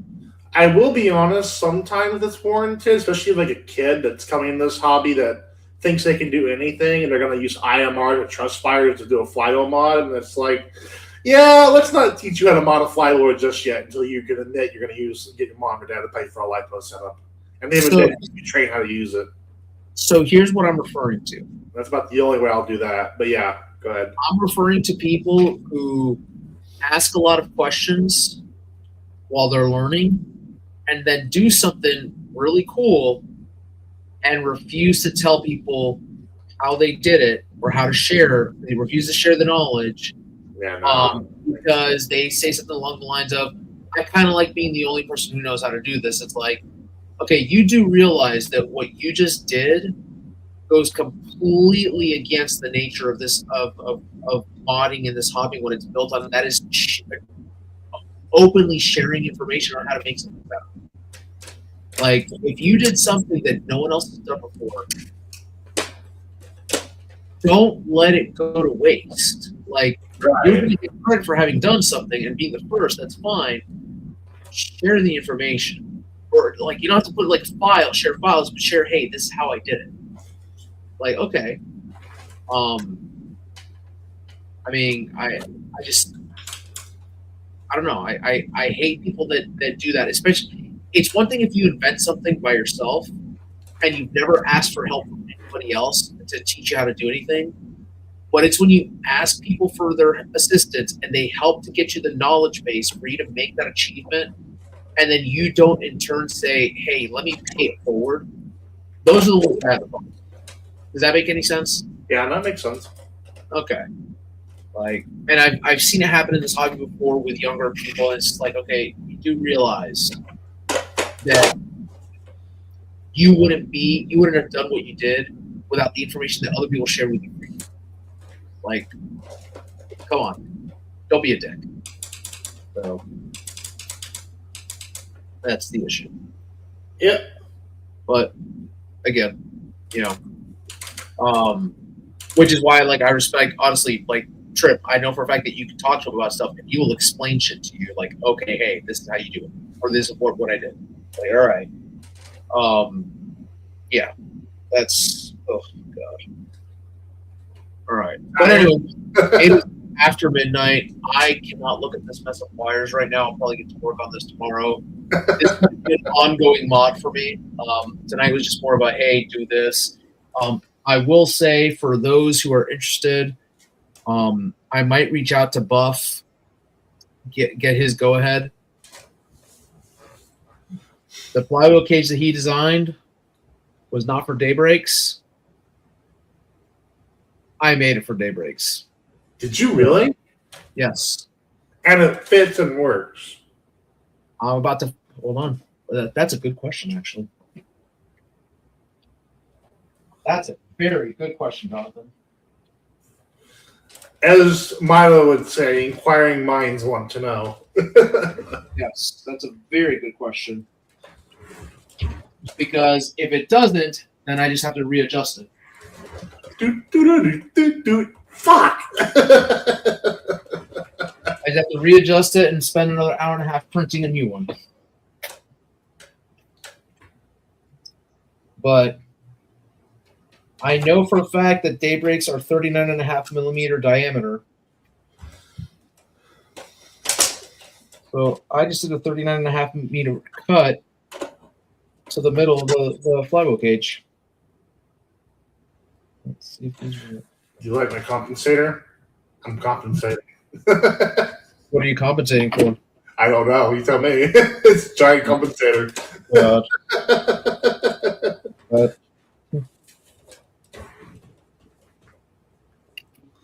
Ooh, Trip is asking you to DM him for confidential work in progresses. What is it? Me gusta. Oh. Kids, don't do this at home. Gun safety 101. Ever look down the barrel of a gun?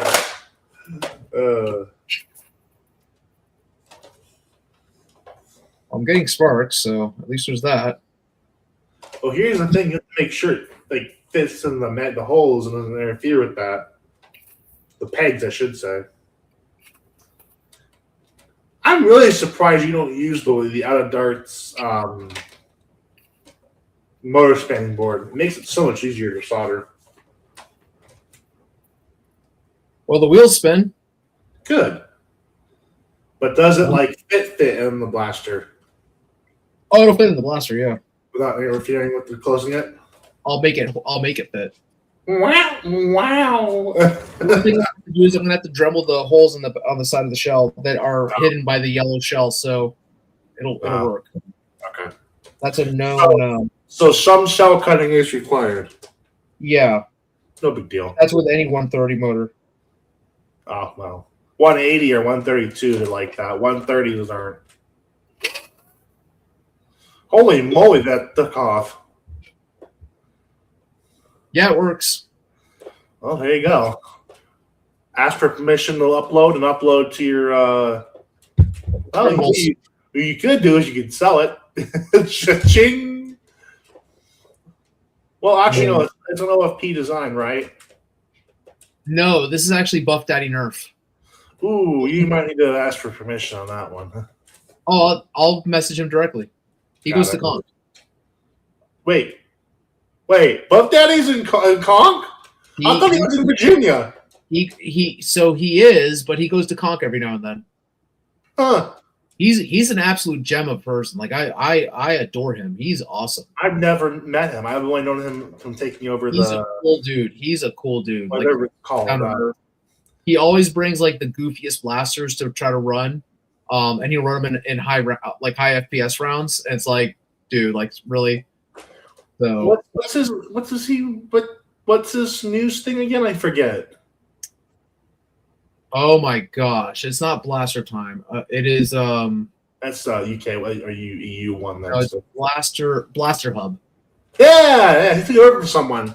I didn't know it was run by someone else. I forgot who the name was though. Yeah. But yeah, he's a really like I heard good things about him, so I like him. I always joke because there's another guy that goes to Conk, and there's Buff is the type that will literally do a flying dive behind cover, and we have to stop and be like, dude, are you okay? And then there's the other guy. Dive. There's the other guy who we threaten. We're like, dude, we're gonna wrap you up in bubble wrap because he always like inevitably he will injure himself either running and then slips on like a gravel piece, or he'll get shot. Like he got shot in the throat. Oh jeez. Last game. And like it was just like what? So he doubled because he's like, oh my god! Like he took a shot right to his Adam's apple. It's like, oh my gosh! Like, are you okay?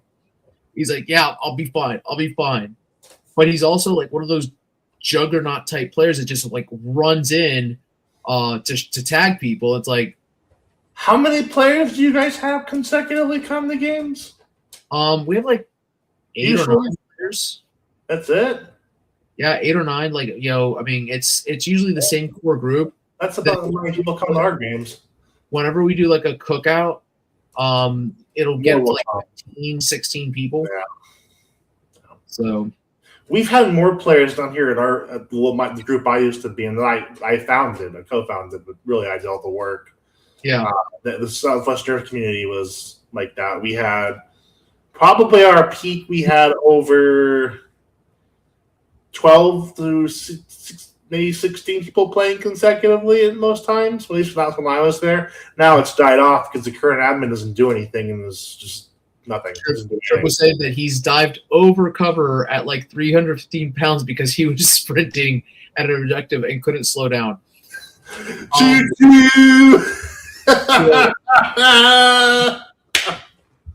I feel that. I wear so much gear sometimes because that's the other thing I gotta ask. Tack gear. I wear a lot of tack gear.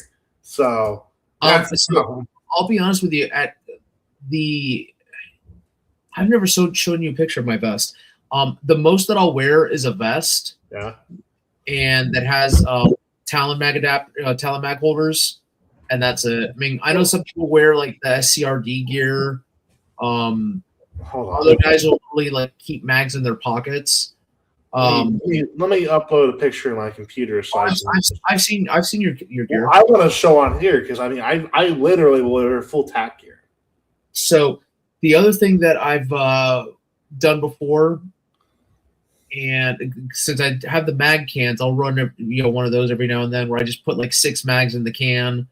And I'm going to send this to you, so don't mind the beep real quick. I'm just get the move. You're good. You don't have to look at it. I'm just going to use it so I can get off my computer. Gotcha. I'm lazy. I want to use Bluetooth. That's fine. Yeah.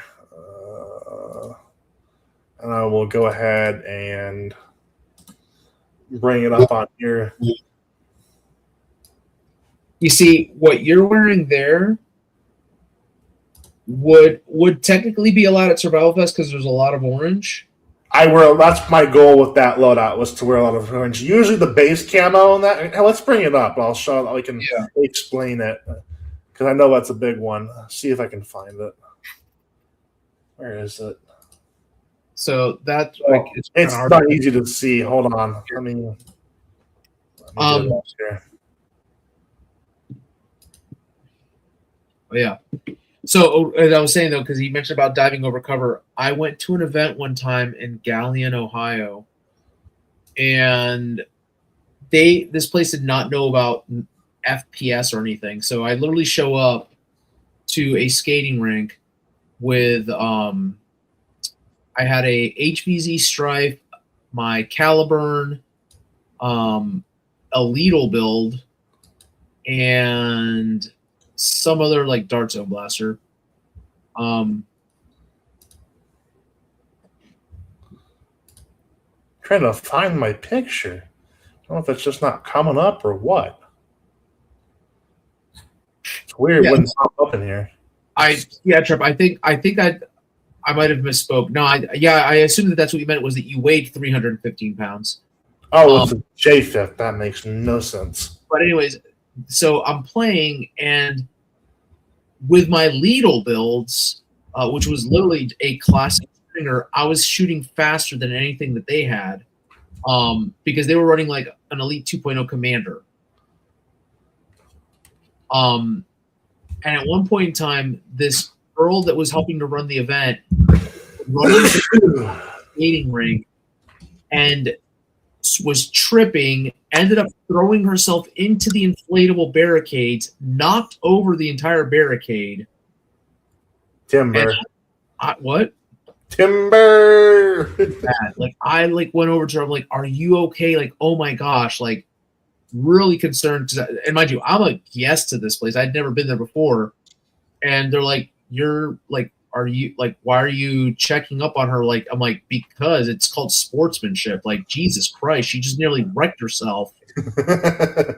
Like, I help to run events. Like, I'm sorry, I'm a moderator for my group, and the first thing I do is stop play to check on everybody. So it's like, all right. See if you can pull that picture up. It looks like it may or may not. It's not a JPEG, but it should be. Oh, on your download? Yeah, it may or may not. Oh, perfect. So basically, Mick helmet, I had to find that on AliExpress. I had to dig for it. It's an orange helmet. The goggles are, I think, ski goggles, but they're orange black film around them, and they fit around my glasses perfectly. I found those at a Goodwill. Obviously, we got a cover up, or I forget the exact word for it, but it's like a special mask that fits around your face. And then I got actual like comm like headphones on it that pop up and down. And let's see here, what else do I have? It's a basic Cryptek, or they call it in China Python Black, or Cryptek Black. Camo vest. This is a heavy duty one actually, so this one's a little bit, has space for up to 4 mag pouches in the front. Those, if I remember right, are the 18 mag pouches in orange from, I forget the guy's name, but he's out of the UK. He made great tack gear. I don't think he's doing it anymore. And then obviously I got a drop leg poster and where'd it go? Took it away from me. I got so much to talk about in this. It's a great loadout. There's pouches on the side. What else is there? I think I carried about those hold 3 mags each in there, if I remember right. So there's 15 dart banana mags in there that hold 17 darts total.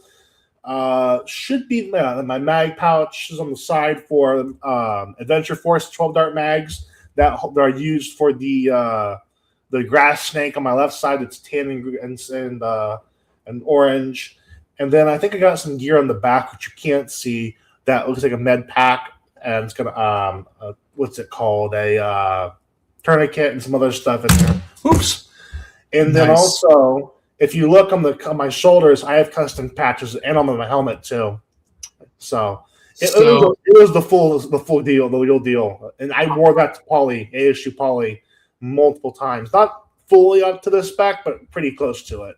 So I'm gonna sound very mean, John. Well, go ahead. I look like a dork, so this is also when I was thinner. I'm glad you could say that, because that's the kind of players that I would look at and be like, look at this fucking idiot at Survival Fest. No, that's me. That was how we did it at HVZ at Poly. Most of us were wearing full on tack gear, and I've seen that at Survival Fest. I'm not gonna lie, I've seen it at Survival Fest. But yeah, it's the way to go on it. If you want LARP aspect and the mag capacity, especially with the mag capacity, because there's not much you can carry on a full MOLLE vest. Although you will get overheated pretty fast if you're in a hot area. Yeah, like Trip's like I know his loadout looks like it's very cash. Like it is super cash. I got a couple casual loadouts too. Mine that's my name to get to go. Is ridiculously casual. Give me a tack belt with 6 Talon mags and a dump pouch, and I'm happy. So keep in mind, I'm running mags from the old time when we had HVZs. We're back when like mags and darts were the gift. With the gift, I should say that, or the gist. That was what we were running. Short darts weren't coming into play yet. So to give you an idea, Trip would rather run like bullets in a pouch or darts in a pouch. Bullets. You're good. Like, yeah. Me, this last weekend at Conk, I didn't even wear my attack vest. I have a pair of jogging shorts that I got off the Temu that the pockets are literally the geometry to fit a Talon mag in each pocket. Okay. Pockets. So I had 2 Talon mags on each leg and then my blasters. See, I have another loadout. I don't know where, if I have it. I don't think it's in there, my closet. It's probably stored in my storage unit. If you guys have ever heard of I forget what it's exactly called, but it's those face or front only like gear rigs that if you stick the mag in directly and it's like an elastic band. I have this MP5 mags. They fit perfectly for 9mm. I forget exactly what it's called. I haven't done this for so long. I haven't bought gear for so long. I've forgotten names where to get stuff. But it's a front only chest rig that straps around with an X on the back, and it covers all the way down. Special Ops uses them all the time. Spec Ops. Gotcha. It's a great little thing. I have like 8. That's one I do have like 8 mags on for like the angle talons for my Phoenix 2.0. And then I obviously have other loadouts or parts of the loadout for which are I think it's a full-on gray battle belt with the clip belt that has my drop leg for obviously my tan. I want to say my tan grass snake. I might be getting another blaster, but basically that, and running obviously the 12-round Adventure Force mags with mag pulls. So Trip just mentioned something in the chat. Where were you at during Mission 2 when the shit show happened, as I call it, the fucking stampede of morons? Always happens. Oh my god! There's always one group of humans that just either flees or lets everyone else die. It happened all in HVZ. So here's the thing: it wasn't that everyone died. It was that we were all every group had to go do different objectives, and they were supposed to come and converge towards the main objective. It was almost as if they were rehashing like a Mission 0 type situation where everyone's supposed to die at the end of Mission 0. And at that point in time, like the megas started to like converge on the group of humans when we were supposed to go back to the main base. And rather than people like doing an orderly retreat, everyone's in hog wild. It was just a stampede of people, and I'm just like I was literally yelling at people like, dude, this is where people get injured, you fucks. Like, stop. Yeah. Stop pushing, stop stampeding, stop trying to travel. Our pen malls at our local HVZ and our college we played at in ASU over here down the road in Mesa, they were pretty good. They were, again, this is no military base. They completely retrofitted, so there was wide open spaces for areas to walk around, and huge pen malls. So luckily, no one got like compressed in the localized areas. In our case, it was intentionally put into a bottleneck. That's rough. Yeah, well, that's the thing. Like, I literally was yelling at people. I'm like, dude, form a fucking firing line, a retreat line. We need a rear guard. We had a couple bridges at our site, and then we also have what we call the Fountain of Legends, which is literally it's an area that goes down into the ground, but it like you can literally in this ground down in the ground area, you can like set up blasters on the ground, on the grass. That's like a wall, and then it's the ground, and just start shooting. It's four directions. That's our choke point, and it got people every time. Most people last about 15 minutes during the event. I literally, so at this end, the end of mission 2, and Triple know what I'm talking about. It's the part where we had to actually guide an NPC through a track. VIP protection. Yep. It was one of those things where it was like, okay, hey, there's a staircase that goes to a second floor on this building that's like a second floor terrace. Did they let you guys use that? I asked if that was in play. They're like, yeah, that's in play. I'm like, no way. We weren't allowed to use bowling buildings like that in our campus. Oh, we went up, like me and a group of people, we went upstairs and we're like, all right, we're set. Like, with my Lanka, I was like there. I'm like, all right, I'm ready to pop anybody, And as soon as I set myself, like, okay, well, we're moving. And I'm looking. It's because they were moving like 20 feet away to do the objective. I'm like, yeah, I went downstairs, went back down the stairs, and I'm like, all right, I should have stayed up there. We had multi-story buildings that are open outside, and you could literally sit on the 3rd floor looking over everything on the railing and just have a clear firing line throughout to the student union, to the Fountain Legends, over the tree brush, over the pen malls, everything. It was great, but we were never allowed to use it because class was always in session when we had our events. He just mentioned a feature at Athens called Cambodia. It's a very long fucking flight of stairs. And the rule this year, they made it so you're not supposed to be able to do battle on the stairs. Oh, okay. For safety reasons. Right. You see this. Yeah. This year, after saying, hey, you're like zombies are not supposed to attack you on when you're on the stairs, but at the same time you're also not supposed to use the stairs as a safe oh fuck, I'm not moving kind of a thing. And I'll never forget that, and mind you, like it's known that I have mobility issues. Right. We had to get at one time because one of the zombies that's allowed to throw like one of the spitters was throwing a ball while I was like on the stairs, and while we were on the stairs, they're like dropping balls down the stairs. It's like, dude, like what the fuck are you doing? Like where is this part at? I'm curious to see what it looks like. What part of the campus? It's around a building. Here's in the entire campus is hills. It's around a building. It's a long stretch of stairs with like maybe only 2 landings that I know of. I'm looking. Is it like a trail? Yeah. I'm looking and I don't see it. These are some big head malls too. I see that. Gotcha. So, I mean, my understanding was that I know that Cambodia was one of those places where they weren't supposed to do like throw spitters down. But it was where the NPCs were supposed to guide some of the players, and like it was a small thing, and they were like, "Yo, like you can't be like." It turned into a hazard at one point, because they were like throwing stuff at you while you were on the stairs. Like, dude, like, come on, man, you can't be doing this. So yeah,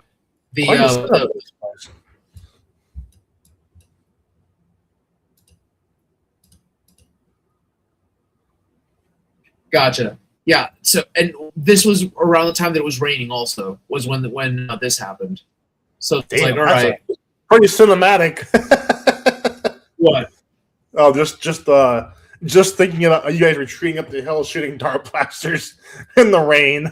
Oh no! Well, here's the thing: is that here's the other issue is that with the rain and how slippery it was, the way to get back to the staging area where you were safe was downhill. It was paved, but still downhill in slippery pavement. So it's like, all right, but back to the entire Mission 2 debacle. I was literally yelling at people like, dude, form a firing line, get a firing line, wait for people to retreat, behind the firing line, then you retreat while another person forms another firing line, do a staggered fucking retreat. That's what you're supposed to do. And finally, people listened. And it's like, what the fuck, man? Not a bad drive from Columbus to there. No, it's like an hour and 15 minutes. Looks like you just take 23 33. down, 23 or 33 down. Yeah. And just encircles the city. Huh. Yep. Oh, it's a beautiful campus. It looks like it. For our campus, it's mostly just summer and shrubbery and mesquite trees. But it's pretty. Gotcha. So, but yeah, I mean, it was a good time. But like I've said in the past, I mean, my favorite part of Survival Fest this last year, honestly, getting to talk with Trip, getting to talk with Charles, talking with Chip. The social aspect's always fun. Camaraderie. The camaraderie is what I enjoyed. So we had that pretty much at our campus for the most part, but it wasn't like big names. It was just our local people.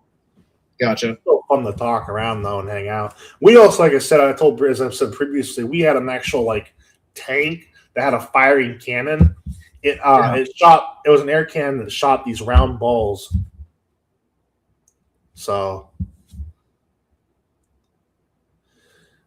I don't know what happened to that tank since the club disbanded. I'm sure they probably scrapped it. What? It's our tank. Oh well. Yeah. There's a building here where I would love. I mean, it's basically like shut down and condemned, but it's a public building. It was owned by the Columbus Clippers, which is a publicly owned baseball team here in Columbus. All right.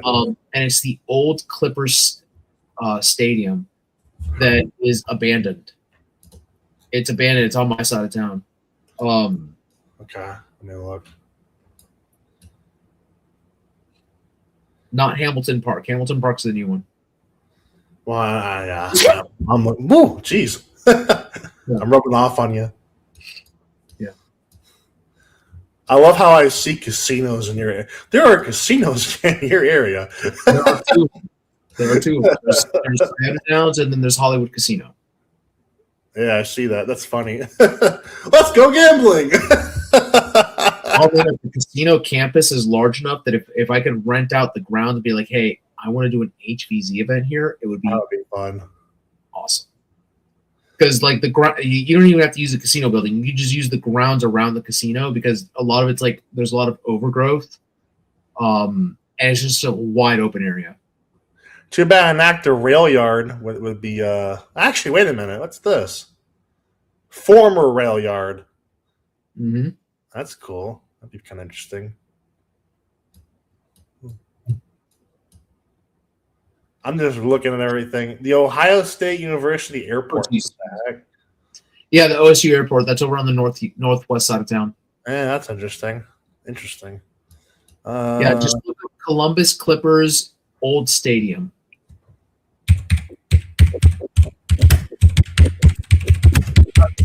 Loud. It's a mechanical keyboard. What did you say it was not supposed to be? Clippers, and it's close to should be close to Morse Road. And it's not Old Huntington Park? It says Old Huntington Park? Or New Huntington Park, whatever it's called? Huntington Park's the new one. Okay. Yeah, I'm looking. I'm trying to find it. That is like downtown, looks like. Jeez. I don't even see it. Oh, trust me. One of these days, I'm going to do a Nerf event in Goodale Park and fuck what the Karens say. What is it? Goodale Park is an actual park in downtown Columbus. Oh, Goodale Park. I see. Oh, that's not too bad. Got a little lake in it or a little pond. Yep. Not very big, but it could definitely work. That's not the size park we had. Well, smaller. We had in Phoenix. Let's see. What do you guys primarily play anyway? Big Run Park is one of the places we've been using a lot lately. Emerald Field used to use a lot. Griggs Reservoir. There's a field in Pataskala in Kirkersville whatever community center. We usually do small field events. I see Big Run Park. It looks like a giant forest. There's park area there. Yes. I see. Is there even a landing strip for like RC planes? Maybe. I don't know. Looks like there is. It looks like almost like a regular landing strip, but it's big enough for a small plane. There's Bolton Field. Bolton Field is close by. That's pretty cool. Yeah. Huh. Yeah, I see Bolton Field. Yeah. That has to be an RC plane strip. That's pretty cool. No, Bolton Field is actual working airstrip. Oh, no, I saw that. I'm talking about the one I'm looking at in the Big Run. Gotcha. It looks too small for a regular plane. It's possible. It's possible. It's possible. Because there are some pretty big RC planes. Yep. My grandparents live in Richmond, or my grandmother, I should say, and they have a RC like plane like runway in one of the parks. It's so cool. Nice. Trying to see where I'm going to be at. I don't think there's anything near me really. Close to you, there's metro parks all over the place. I do see Blendon Woods, but that's about it. Yeah. Maybe a couple others. So, alrighty. Yeah. But anyways, guys, I'm gonna end the stream. It is 1 o'clock in the morning. So, and for me, I missed my window to go to the grocery store. Guys, thank you guys for watching, and we will keep this updated with this modification because I'm really curious now as to how this is gonna work out. I'm gonna have to do a lot of soldering. Yay! Yeah, I'll post pictures on this one in the YouTube channel. Yay! Yep. Who knows? Maybe I might actually record a video in the meantime. I haven't done an actual video review in a while. Here's to suffering. Yay! You know, this is how every mod goes. You get excited to do it, and then when you start to do it, you're like, fuck, what did I get myself into? This sucks ass. This sucks my butthole. And then, hold on. You sent it to me via Messenger. Let me look at the, hold on. Oh, God. Oh. Trev, how are we not friends on Facebook? What?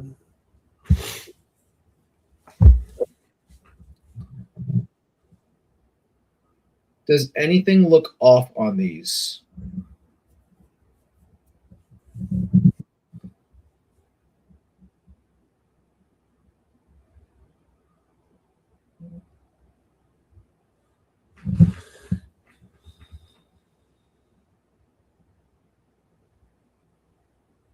Is that a 3D printed front end of a hammer shot? What? Is that what I'm looking at? The look is like, what?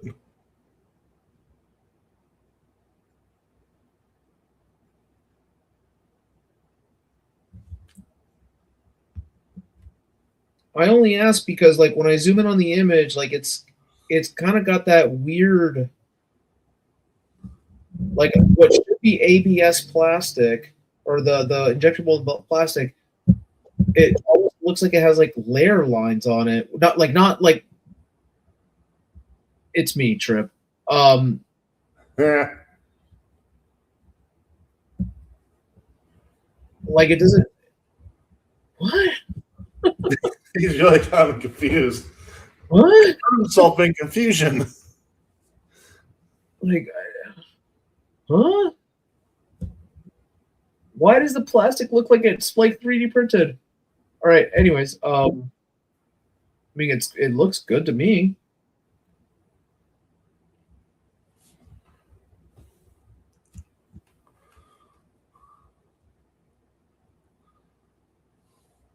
The hammer action, I mean, the actual barrels,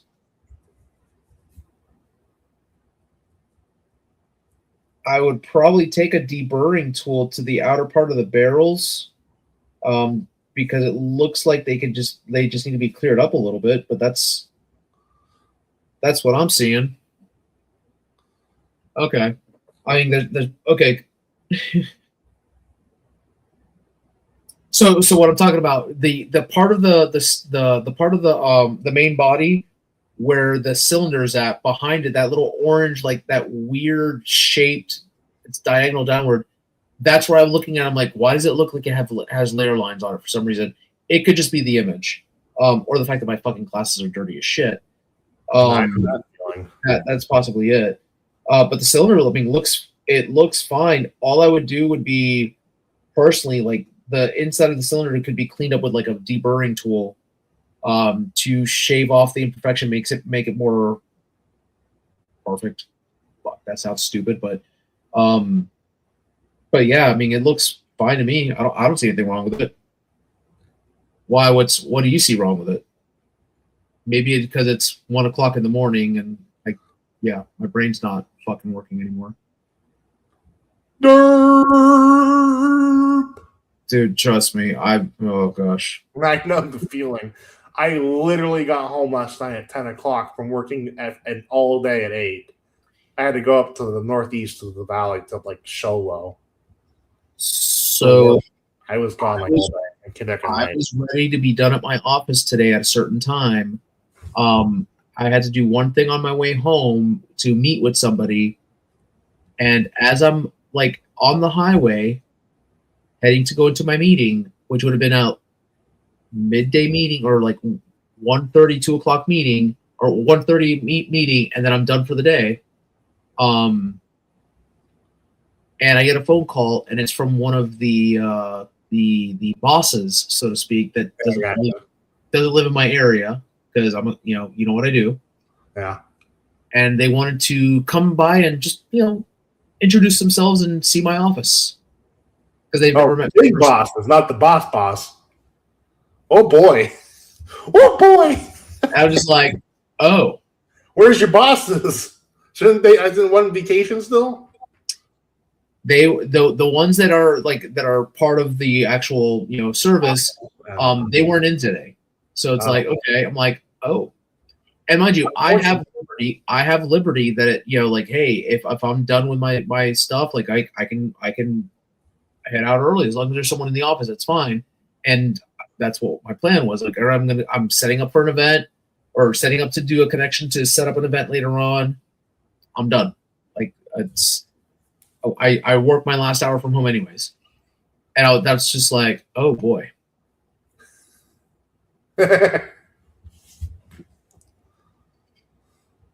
You've got mail.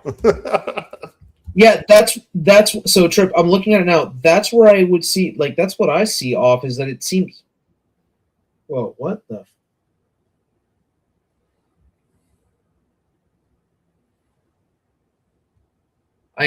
Okay, so it does look like the barrel of the cylinder needs to be cleaned out, like the outer ring, because I can definitely see like there's some stuff there, but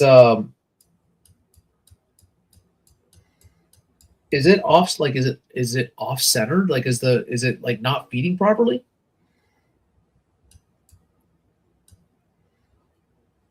Like, it does look different than normal. But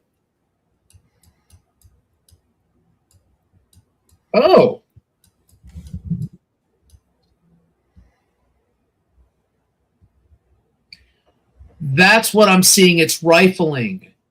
That's why I'm thinking that it's all. God damn it! Wah. I told you I'm tired, man. That's what it is. Is okay. Okay, so the rifling for the P card is what's making it look like it has a brim that you need to clear out. Rifling in this economy? That's awesome. That's actually kind of awesome. I'm not gonna lie. No, that's fucking brilliant. Really, it makes it more accurate straight out of the cylinder, dude. That's fantastic. And you're getting 110 with the stock spring, and is that with the with your the intermediate kit? Because that's fantastic.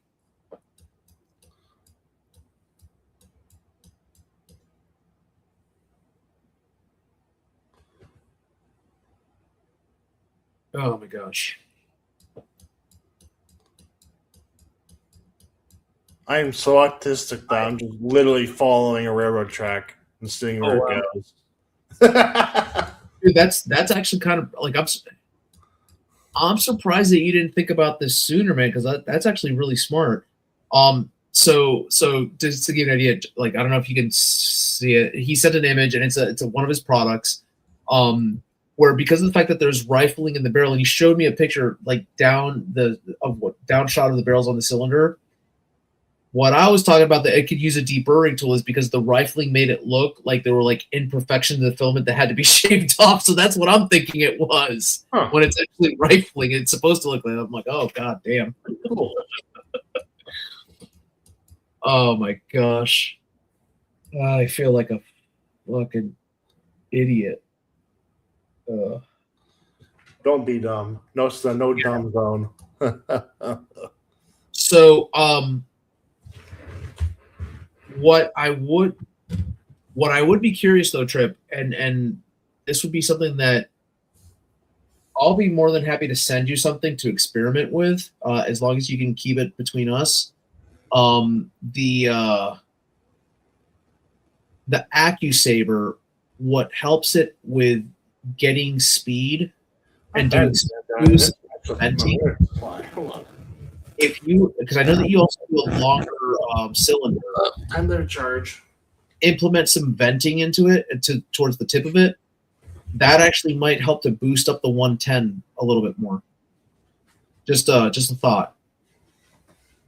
But how would you do vents around all of this individual barrels is the question. Unless you extended the barrels from the cylinder and then did the vents on the extension part. Oh. Cheeky breaky. All right. Anyways, if that's something that you'd be interested in, let me know. Like I can toss that to you.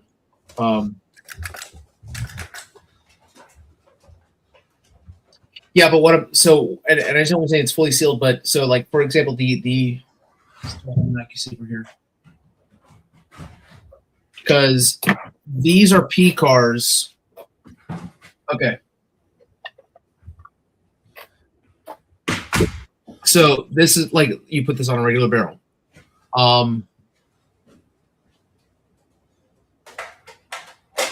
Okay, so if you were to take, you know how you have the cylinder, if you were to take the barrel, like extend it outwards, it would require an external modification on the blaster itself. But if we were somehow be able to take that so that this could rotate around completely, you extend the barrel outwards just a snip so you can put these vents on there. And with those vents, the purpose of the vent on the P car, at least with the AccuSaver, and again, if it works, it works. If it not, it doesn't. Is to give an FPS boost with a P car.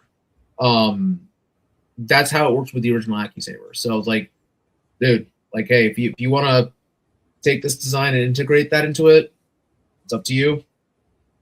I have no problem helping you out that because that is something that is starting to feature out now. Finally, France had actually done that design 7 years ago, I think now, and now is when freaking Saber's doing it with their Akasha B car.